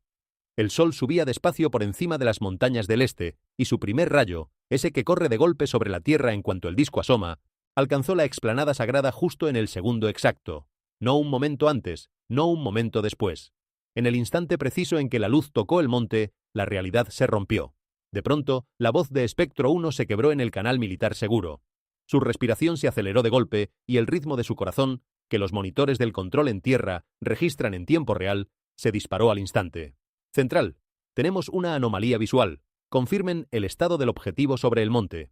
La cúpula ha desaparecido. Repito, el objetivo ha desaparecido. Durante exactamente 4 segundos, la emblemática cúpula dorada que domina el horizonte de Jerusalén, desde hace más de 1300 años, esa obra maestra octogonal de la arquitectura antigua, se esfumó por completo.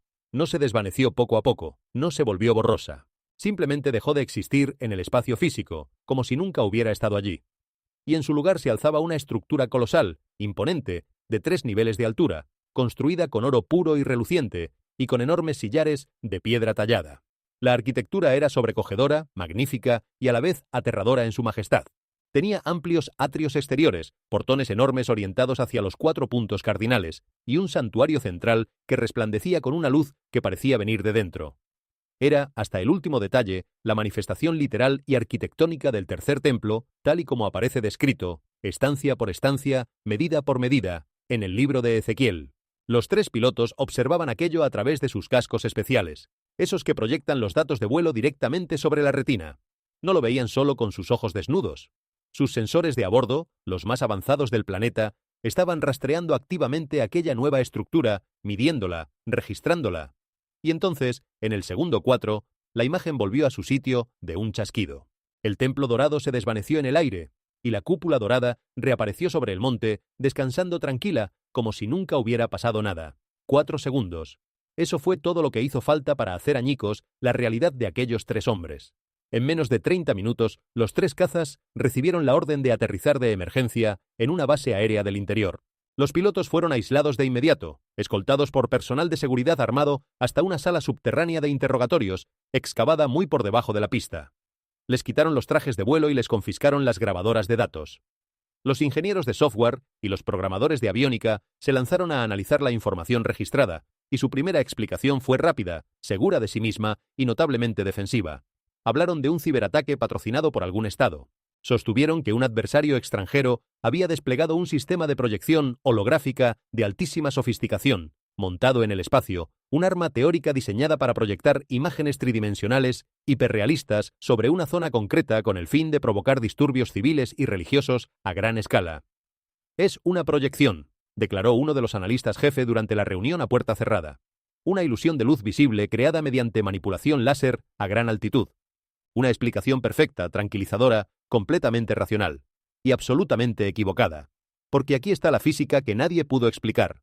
Estos cazas no dependen de la simple vista del piloto para observar el mundo que los rodea. Emplean un sistema de puntería electroóptico de una precisión asombrosa, alojado en una ventana de zafiro bajo el morro del aparato, junto con un sistema de apertura distribuida que ofrece una cobertura infrarroja de 360 grados completos. Y estos sistemas no captan únicamente la luz visible que ven nuestros ojos, operan de forma pasiva a lo largo de múltiples bandas del espectro electromagnético, y en particular detectan el calor, la radiación térmica real que emite cualquier objeto físico por el simple hecho de existir. Presta mucha atención a esto, porque es la clave de todo. Si aquel suceso de 4 segundos hubiera sido una mera proyección holográfica, un truco de luz, los sensores infrarrojos del caza habrían atravesado la ilusión sin ningún problema. Las cámaras habrían detectado por debajo de la luz proyectada la firma térmica constante e ininterrumpida de la fría cúpula de piedra que seguía estando ahí. Pero eso no es lo que mostró la telemetría. Los registros clasificados de los sensores revelaron una realidad física aterradora.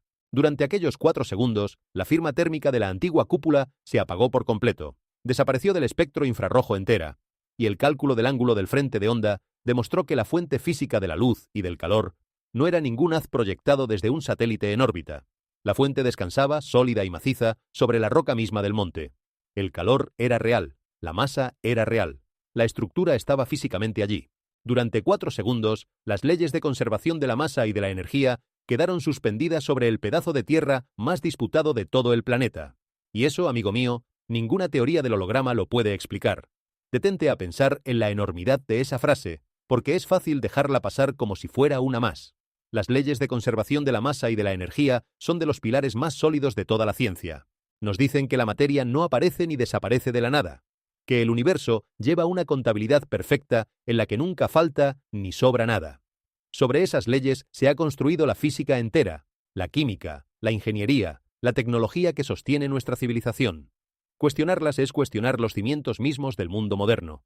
Y sin embargo, durante 4 segundos, sobre aquel monte, esos cimientos se tambalearon. Una masa enorme apareció donde no había nada. Un edificio de oro con su peso, su calor y su volumen reales ocupó físicamente un espacio y luego se retiró sin dejar rastro. La contabilidad perfecta del universo por un instante no cuadró. Y si algo así puede ocurrir, aunque sea durante 4 segundos, entonces todo lo que creíamos saber sobre los límites de lo posible necesita revisarse desde el principio. Los analistas militares lo saben. Por eso su primer instinto fue negar, buscar una explicación cómoda, hablar de proyecciones y de ciberataques. No porque fueran tontos, sino porque la alternativa era demasiado grande para asumirla. Reconocer lo que de verdad mostraban los sensores significaba admitir que existe algo más allá de las leyes que ellos manejan. Una realidad superior capaz de suspender esas leyes a voluntad. Y esa idea, para una mente formada exclusivamente en lo material, resulta casi insoportable. Es más fácil dudar de 3 pilotos y de los mejores sensores del planeta que dudar de la visión del mundo sobre la que has construido tu vida entera. Pero los datos son tozudos. Y estos datos, por más que se guarden bajo llave, gritan una verdad que ya no se puede acallar del todo. Ponte en el lugar de aquellos 3 pilotos por un momento. Son hombres entrenados durante años para mantener la calma en las peores circunstancias, para no dejarse llevar jamás por la emoción, para confiar en sus instrumentos por encima de sus propios sentidos. Son, probablemente, de las personas menos supersticiosas que puedas imaginar. Y sin embargo, allí estaban, a más de 5.000 metros de altura, viendo desaparecer un edificio de 1.300 años y aparecer en su lugar un templo de oro que solo existía en las páginas de un libro antiguo. Sus corazones se dispararon, sus voces se quebraron, sus manos temblaron sobre los mandos. No porque fueran débiles, sino porque lo que veían no debería ser posible, y ellos lo sabían mejor que nadie. Cuando un hombre así, un hombre de acero, pierde la compostura, no es por miedo a una sombra, es porque ha visto algo real, y fíjate en el trato que recibieron después. No los felicitaron por un buen vuelo, no los enviaron a casa a descansar, los aislaron, los separaron, los escoltaron con seguridad armada a una sala bajo tierra, les quitaron los trajes, les confiscaron las grabadoras. ¿Se comporta así un ejército ante una simple ilusión óptica, ante un truco de luz sin importancia? No. Se comporta así ante algo que asusta a quienes están al mando, ante una información que consideran demasiado peligrosa para que salga de aquellas 4 paredes. El secretismo muchas veces grita más fuerte que cualquier confesión. Y aquí el secretismo fue absoluto, inmediato, casi desesperado. La explicación oficial, la del ciberataque y la proyección holográfica, tenía además un agujero que sus propios defensores no supieron tapar. Un holograma es luz, y solo luz. Puede engañar al ojo humano que percibe la luz visible, pero no puede engañar a un sensor de calor, porque la luz proyectada no irradia la temperatura de un objeto físico real. Si allí arriba solo hubiera habido una proyección, los sensores infrarrojos del caza habrían seguido detectando por debajo el calor apagado y constante de la vieja cúpula de piedra. Y en cambio, lo que registraron fue lo contrario. La cúpula desapareció también del calor, se borró del espectro térmico y en su lugar apareció una fuente de calor real, con masa real, apoyada en la roca del monte. Durante 4 segundos no hubo truco. Hubo un edificio que estaba y no estaba, un templo que ocupó físicamente un espacio y luego se retiró, como si por una rendija del tiempo hubiéramos visto por un instante aquello que ya existe en otro plano y que un día se hará visible para todos. 4 segundos. Ese es el detalle que no me deja tranquilo. No 40 minutos, no una noche entera, no un espectáculo prolongado para maravillar a las masas. 4 segundos exactos, vistos por 3 testigos entrenados y registrados por los sensores más avanzados del planeta, y después el silencio y el hormigón de siempre. Como si alguien hubiera querido enseñar solo una esquina de la cortina, lo justo para que quien tenga ojos entienda y volver a cerrarla enseguida. Como un ensayo, como una promesa, como un adelanto de algo que todavía está por llegar y que cuando llegue no durará 4 segundos. Y hay una razón por la que este episodio, más que ningún otro, hace temblar a quienes lo estudian. Porque no ocurrió en un rincón perdido, ante testigos anónimos que nadie podría verificar.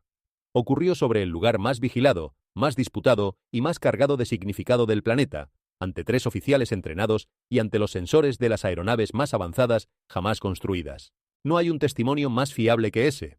Y sin embargo, el resultado fue tan increíble que la única salida que encontraron las autoridades fue esconderlo, negarlo, envolverlo en teorías cómodas que ni ellos mismos se creían del todo. Es el gran patrón de toda esta historia, repitiéndose una vez más. Cuanto más sólida es la prueba, con más fuerza se intenta enterrarla. Como si hubiera un miedo profundo, casi instintivo, a que la gente llegue a creer lo que las propias máquinas están registrando. Piensa en lo que vieron aquellos pilotos, no una ruina, no una destrucción, sino un templo glorioso, resplandeciente, levantándose donde ahora hay otra cosa. La imagen exacta de lo que los textos antiguos anuncian para los últimos tiempos. Durante 4 segundos, el futuro asomó al presente, la promesa se hizo visible, lo que está escrito se dejó ver por una rendija, y luego la rendija se cerró. Pero una vez que has visto algo así, aunque solo sea durante 4 segundos, ya no puedes volver a ser el mismo. Aquellos 3 hombres lo saben. Por eso los aislaron. Porque quien ha visto el otro lado, aunque sea un instante, ya no encaja del todo en este. Todo aquello en lo que hemos apoyado nuestro mundo moderno se está desintegrando ante nuestros ojos. Cada prueba física, biológica y tecnológica de la que nos hemos fiado durante generaciones se deshace entre los dedos. Nuestros sensores militares más avanzados, diseñados para cartografiar y neutralizar amenazas con una precisión matemática absoluta, están captando cosas que sencillamente no pueden existir bajo nuestro entendimiento actual de la física. Nuestros geólogos rastrean placas tectónicas de todo el planeta que abandonan su deriva independiente para vibrar todas juntas, en una misma frecuencia mundial sincronizada, centrada en un único portal antiquísimo. Nuestros genetistas contemplan, incrédulos, cómo el ADN de un linaje muy concreto de sacerdotes reescribe su propia programación. Ya no estamos ante anomalías sueltas, desconectadas, casuales. Estamos ante una cuenta atrás. Y esa es la diferencia que lo cambia todo. Una anomalía aislada es fácil de descartar. Se archiva, se olvida, se explica de cualquier manera y la vida sigue. Pero cuando decenas de anomalías, en campos que no tienen nada que ver entre sí, la geología, la meteorología, la genética, la tecnología militar, la economía, empiezan a ocurrir a la vez, en el mismo momento histórico, y todas señalan hacia el mismo punto en el mapa, entonces ya no se pueden archivar por separado. Hay que mirarlas juntas. Y al mirarlas juntas, aparece algo que ninguna de ellas mostraba por sí sola. Un orden, una dirección, un mensaje. Es como esos dibujos hechos de puntos. Mientras miras cada punto por separado, no ves nada, solo manchas dispersas y sin sentido, pero en cuanto das un paso atrás y los ves todos a la vez, la figura salta a la vista, clara e inconfundible, y ya no puedes dejar de verla. Eso es exactamente lo que está ocurriendo ahora mismo con el mundo. Los puntos llevan tiempo apareciendo. Y por fin estamos dando ese paso atrás que nos permite ver la figura completa. El velo de la ilusión materialista del siglo XXI se está descorriendo, como una cortina que se abre de par en par. El reloj de arena del destino humano se ha volteado, y su arena dorada corre cada vez más deprisa con cada tic del reloj. La cuenta atrás de 40 días ha comenzado oficialmente.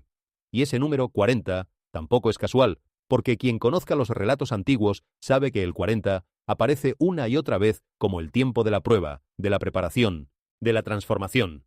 40 días duró el diluvio que renovó la tierra. 40 años caminó un pueblo por el desierto hasta llegar a la tierra prometida. 40 días de ayuno precedieron los momentos decisivos de las grandes historias de la fe.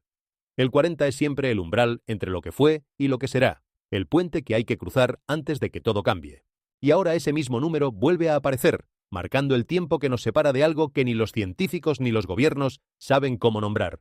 40 días. Ni uno más, ni uno menos.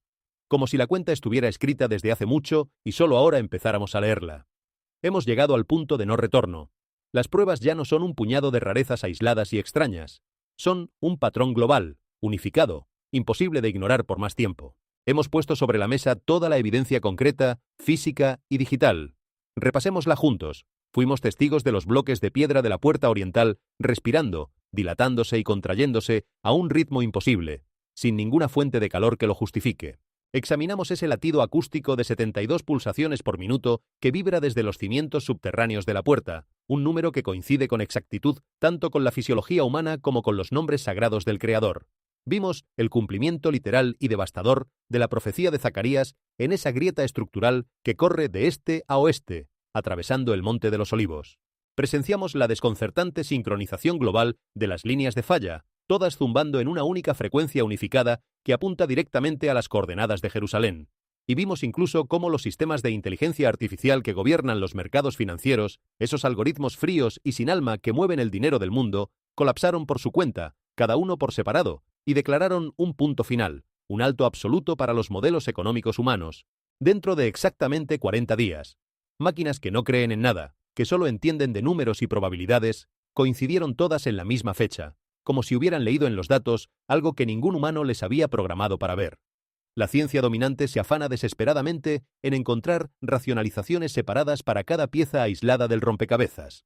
Culpan a la dilatación térmica por lo de la puerta, a los desplazamientos tectónicos por lo del monte, a la refracción atmosférica por lo del cielo, y a simples fallos de software por el colapso de los mercados. Pero cuando encajas todas las piezas, cuando las pones juntas unas al lado de otras, el relato secular se derrumba por completo. La verdad nos mira fijamente a la cara. Esto no es una serie de coincidencias al azar. Esto es un acontecimiento coordinado con una precisión sobrehumana, multidimensional. Una fuerza infinitamente superior a la comprensión humana está guiando activamente nuestra historia, nuestra geología y nuestra tecnología. El escenario cósmico se está montando. La puerta que ha permanecido herméticamente cerrada durante 2500 años se prepara para abrirse. Y cada segundo que pasa nos acerca un poco más a la hora final. Y quiero que entiendas por qué esto es tan diferente de cualquier otra crisis que hayamos vivido. Estamos acostumbrados a los problemas del mundo. Guerras, crisis económicas, desastres, pandemias. Son cosas terribles, pero las entendemos. Sabemos más o menos por qué ocurren, y sabemos, aunque cueste, que tarde o temprano pasan y la vida continúa. Esto es distinto. Esto no encaja en ninguna de nuestras categorías. No es una guerra, aunque los ejércitos estén movilizados. No es un desastre natural, aunque la tierra tiemble y el cielo se enfurezca. No es una crisis económica, aunque los mercados colapsen.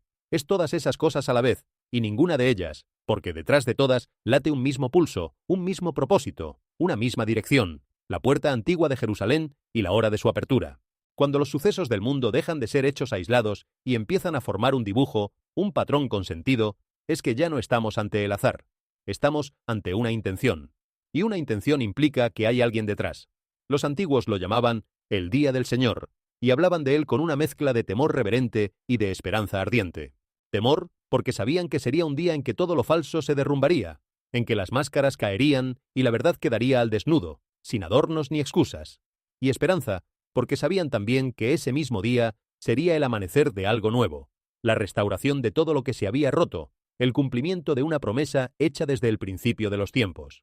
Ese día, decían, la puerta se abriría, la gloria entraría, y el mundo tal como lo conocemos daría paso a otro. Durante milenios pareció un sueño lejano, casi inalcanzable. Y hoy, por primera vez en la historia, tenemos delante señales que la ciencia no sabe explicar, apuntando todas hacia ese mismo día. No te pido que lo creas a ciegas. Te pido solo que mires, que observes, y que te preguntes, con toda honestidad, ¿qué harías tú si resultara ser verdad? Recuerda las antiguas profecías que se han susurrado a lo largo de los milenios, de padres a hijos, de generación en generación. Cuando la puerta oriental se abra, el viejo orden del mundo se disolverá y comenzará una realidad completamente nueva. Y esto no es simplemente un cambio en la política global o en las estructuras económicas, es un cambio en el tejido mismo de la existencia. La pregunta más importante en este momento no es qué afirman los científicos en sus revistas, ni qué planean frenéticamente los políticos a puerta cerrada en sus búnkeres subterráneos. La pregunta ya no es si la puerta se abrirá o no. La realidad física del despertar de la puerta ya ha respondido a eso. La verdadera pregunta va dirigida enteramente a ti. Sí, a ti, que estás ahí sentado, mirando esta pantalla en este preciso instante decisivo de la historia de la humanidad. ¿Estás preparado para lo que está a punto de cruzar ese umbral? Cuando el reino físico y el reino espiritual colisionen, ninguna cantidad de riqueza material, ni de tecnología, ni de escepticismo racional podrá protegernos. ¿Ha preparado tu alma para enfrentarse a la verdad última, sin filtros, sin adornos? ¿Has mirado de verdad en lo más hondo de ti mismo para encontrar la paz antes de que las coordenadas de este mundo queden reajustadas para siempre? Nos están obligando a elegir dónde estamos parados. El terreno intermedio, la tibieza, la comodidad de no decidir, está desapareciendo a toda velocidad. Durante generaciones, mucha gente ha vivido en esa zona gris tan cómoda, ni creer del todo, ni negar del todo, dejando la gran pregunta para más adelante, para cuando haya tiempo, para cuando la vida se calme, para algún día indefinido que nunca termina de llegar. Y funcionaba, porque el mundo parecía estable, predecible, sin urgencia. Pero mira a tu alrededor, mira lo que está pasando.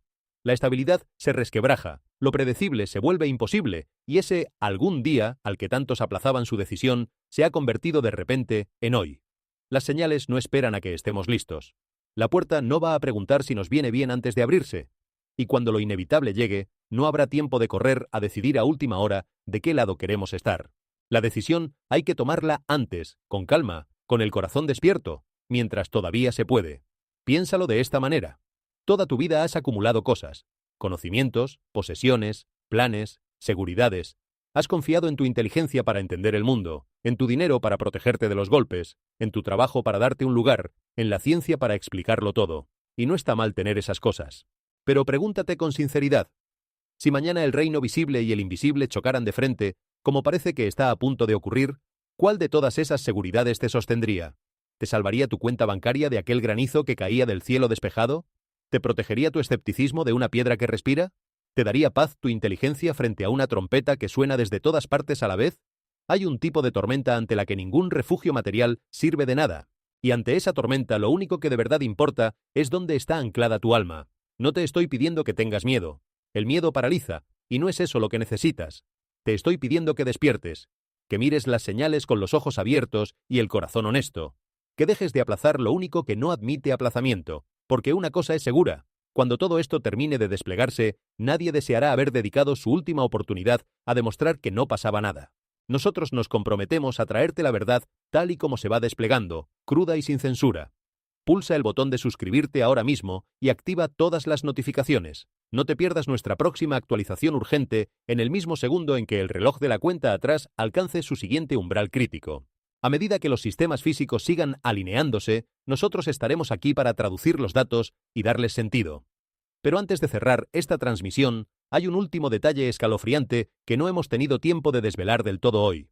Hace apenas unas horas, se filtró un informe de inteligencia altamente clasificado desde una red de servidores segura. En él se detalla una anomalía masiva e inexplicable que afecta a los dispositivos de seguimiento del sueño y a los monitores neuronales que tanta gente usa hoy en día para dormir. Según los datos, millones de personas repartidas por todo el planeta, de continentes distintos, de idiomas distintos, de culturas distintas, tuvieron exactamente el mismo sueño, durante exactamente la misma hora, la noche pasada. En ese sueño todos ellos alzaban la vista y veían 7 caracteres luminosos, ardiendo en el cielo nocturno, irradiando una luz intensa que se sentía cálida al tacto. La base de datos muestra que esta sincronización abarcó desde un extremo del mundo hasta el otro, saltándose todas las barreras culturales y lingüísticas. Piensa en la magnitud de esto por un instante. Personas que no hablan el mismo idioma, que rezan a maneras distintas o que no rezan en absoluto, que viven en usos horarios opuestos y que jamás se cruzarán en la vida. Cerraron los ojos la misma noche y soñaron todas exactamente lo mismo. No sueños parecidos, no imágenes vagas que cada uno interpretó a su manera. El mismo sueño, con los mismos 7 caracteres ardiendo en el cielo, irradiando la misma luz cálida. Un obrero en una gran ciudad de Oriente y una estudiante al otro lado del océano. Un anciano en un pueblo perdido y un ejecutivo en una torre de cristal. Todos mirando hacia arriba en su sueño y viendo los mismos 7 signos encendidos. ¿Qué clase de fuerza puede entrar a la vez en la mente de millones de personas repartidas por todo el planeta, sin cables, sin pantallas, sin idioma común, y dejar en todas ellas la misma huella exacta? La ciencia no tiene una respuesta para eso, ni la más remota. Y hay algo que estremece todavía más. Los que despertaron de ese sueño cuentan que no lo sintieron como una pesadilla, sino como una llamada. Como si alguien desde muy lejos y muy adentro a la vez estuviera tratando de decirles algo urgente, algo que no podían permitirse ignorar. Muchos se despertaron con lágrimas en los ojos sin saber por qué. Otros con el corazón acelerado y una certeza extraña clavada en el pecho, la certeza de que el tiempo se acaba.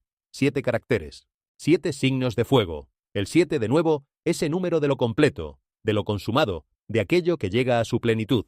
¿Será un nombre? ¿Una advertencia? ¿Una fecha? ¿El sello que abre la siguiente puerta? No lo sabemos todavía, pero sabemos que las señales, que empezaron en la tierra con una puerta que respira y siguieron en el cielo con tormentas y fuego, han dado ahora un paso más y han entrado en el último territorio que nos quedaba por conquistar, nuestra propia mente. Ya no hay dónde esconderse de esto. Ya no es algo que ocurra allá lejos, en una ciudad antigua. Ahora ocurre dentro de nosotros. ¿Qué significan esos 7 caracteres ardientes? ¿Es este el código final? ¿Una transmisión neuronal directa a la humanidad entera? ¿O el sello que se abre para dar paso a la siguiente fase de la cuenta atrás? Hemos conseguido los datos en bruto y vamos a descifrar la anomalía neuronal completa en nuestro próximo video. Las señales están en la Tierra. Las señales están en el cielo. Y ahora las señales están dentro de nuestra propia mente. Es como si un cerco se estuviera cerrando poco a poco a nuestro alrededor, no para atraparnos, sino para que dejemos de mirar a otro lado. Primero fue la roca, allá abajo, lejos, algo que podíamos observar con cierta distancia. Luego fue el cielo, imponente, sobre nuestras cabezas, imposible de ignorar, pero todavía exterior. Y por fin ha llegado al último rincón, el más íntimo de todos, ese lugar secreto donde soñamos y donde nadie más entra. Ya no hay frontera que las señales no hayan cruzado. Ya no queda distancia desde la que mirar todo esto como si no fuera con nosotros. Ha dejado de ser una noticia lejana para convertirse en una pregunta personal, dirigida a cada uno, imposible de esquivar. Ora por Jerusalén. Aférrate con fuerza a tu fe. Gracias por acompañarnos y que Dios nos proteja a todos mientras vemos correr el reloj hacia su hora final. Y quiero cerrar contigo con lo más importante de todo, con aquello que da sentido a cada una de estas señales. El corazón de la salvación es este. Comienza en Dios, no en nosotros. La salvación no es algo que las personas puedan ganarse a través de ceremonias religiosas, de esfuerzo moral, de obediencia estricta o de logros espirituales. Ninguna cantidad de empeño humano, por grande que sea, puede tender un puente sobre el abismo que separa a la humanidad de Dios. Al contrario, la salvación es enteramente obra de Dios, ofrecida como un regalo a través de su gracia. Y quizá te preguntes, ¿por qué necesitamos ser salvados? Para entender el plan de Dios, primero tenemos que entender el mayor problema del ser humano, que es el pecado. La Biblia enseña que todos, absolutamente todos, hemos pecado y no alcanzamos el nivel perfecto de Dios. El pecado es mucho más que simplemente cometer errores. Es elegir nuestro propio camino en lugar del camino de Dios. Daña nuestras relaciones, corrompe nuestro corazón y en última instancia nos separa del Dios que nos creó. Y como Dios es perfectamente santo y completamente justo, el pecado no puede simplemente pasarse por alto, ignorarse como si nada. La justicia exige que el pecado sea juzgado. Las Escrituras enseñan que la consecuencia del pecado es la muerte, no solo la muerte física, sino también la separación eterna de Dios. Librados a nuestra propia suerte, ninguno de nosotros podría escapar de esa realidad. Pero aquí llega la buena noticia, la mejor de todas. Dios no dejó a la humanidad sin esperanza. Sabiendo que jamás podríamos rescatarnos a nosotros mismos, Dios entró en persona en la historia humana a través de Jesucristo. Jesús, que es plenamente Dios y plenamente hombre, vivió una vida completamente sin pecado, y entregó voluntariamente su vida en la cruz como el sacrificio perfecto por nuestras faltas. Porque Jesús es Dios, su entrega fue suficiente para pagar el precio de los pecados del mundo entero. Y 3 días después, resucitó de entre los muertos, demostrando que el pecado y la muerte habían sido vencidos y confirmando que su obra había cumplido por completo el plan de redención de Dios. Y aquí está lo más hermoso de todo. Aquello que da la vuelta a cada uno de estos signos aterradores y los llena de esperanza. Porque todo lo que hemos contado hoy, la puerta que respira, el cielo de sangre, las trompetas, el temblor de las naciones, podría llenarte de miedo, y con razón. Pero el miedo no es la última palabra. El miedo es solo la señal de que algo grande se acerca y de que tú todavía estás a tiempo de prepararte. Piénsalo así. Si las profecías escritas hace milenios se están cumpliendo con esta precisión, si la piedra late, si la montaña se parte por donde estaba anunciado, entonces también es verdad todo lo demás. También es verdad que hay un Dios que te conoce por tu nombre, que te ha estado esperando y que ha hecho todo lo necesario para que no quedes fuera cuando la puerta se abra. Las mismas escrituras que anuncian el juicio anuncian, en la misma página, el rescate. No puedes creer en unas y descartar las otras. Van juntas. Son la misma voz. Recibir esta salvación no exige que te ganes nada, porque no puedes ganártela. Nadie puede. No te pide ceremonias complicadas, ni una vida impecable, ni méritos que presentar. Te pide algo mucho más sencillo y a la vez mucho más difícil. que reconozcas que no puedes salvarte solo, que dejes de confiar en tu propia fuerza, en tu dinero, en tu inteligencia o en tu escepticismo, y que le abras la puerta a aquel que ya pagó el precio por ti. Se recibe como se recibe un regalo, con las manos abiertas y el corazón dispuesto.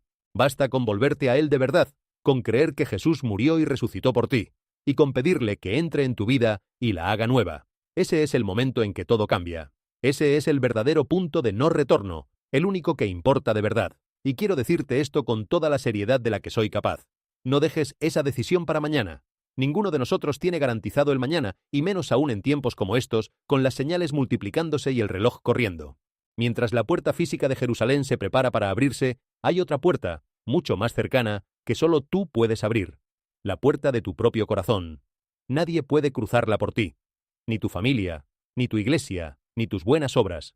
Eres tú quien tiene que decidir, hoy, ahora, en este mismo instante, de qué lado quieres estar cuando el viejo mundo se disuelva y comience la realidad nueva. Y si has llegado hasta aquí, hasta esta última palabra, quiero que sepas que quizá no ha sido casualidad. Quizá algo o alguien quería que escucharas justo esto, justo hoy, en este punto exacto de tu vida. Tal vez estás pasando por un momento difícil. Tal vez cargas con miedos que no le has contado a nadie, con heridas que arrastras en silencio, con una sensación de vacío que ni el trabajo, ni el ruido, ni las distracciones consiguen llenar. Si es así, escucha esto con el corazón abierto. No estás solo, y no es demasiado tarde. La misma fuerza que hace respirar a la piedra, que parte la montaña por donde estaba escrito, que hace latir la tierra a 72, esa misma fuerza te conoce por tu nombre y te ha estado esperando con paciencia infinita. No espera tu perfección, no espera que lo tengas todo resuelto, solo espera que te vuelvas, que abras la puerta, que digas que sí. Así que respira hondo, cierra los ojos un momento si quieres, y en el silencio de tu corazón, sin fórmulas complicadas, con tus propias palabras, habla con él. Dile que quieres empezar de nuevo. Dile que ya no quieres cargar solo con todo. Dile que abres la puerta. Porque mientras el mundo mira hacia Jerusalén, esperando ver abrirse una puerta antigua de piedra, la puerta más importante de todas es la que solo tú puedes abrir desde dentro. Y no hace falta que tiemble la tierra para cruzarla. Basta con que lo decidas. Hoy. Ahora. Antes de que el reloj marque su última hora. Ora por Jerusalén. Cuida tu fe como se cuida un fuego encendido en mitad de la noche. Comparte esto con quien creas que necesita escucharlo, porque tal vez tu mensaje sea, para alguien, la señal que estaba esperando. Y pase lo que pase en los días que vienen, recuerda que hay una paz que ningún terremoto puede sacudir, una luz que ninguna oscuridad puede apagar, y un amor que llegó primero, antes que todas las señales, y que seguirá estando cuando todas ellas se hayan cumplido. Gracias por acompañarme hasta el final. Nos vemos en el próximo capítulo de esta historia que apenas comienza. Esa es la esperanza que ninguna cuenta atrás, ninguna señal en el cielo y ninguna piedra que respire podrán jamás arrebatarte, si decides recibirla hoy.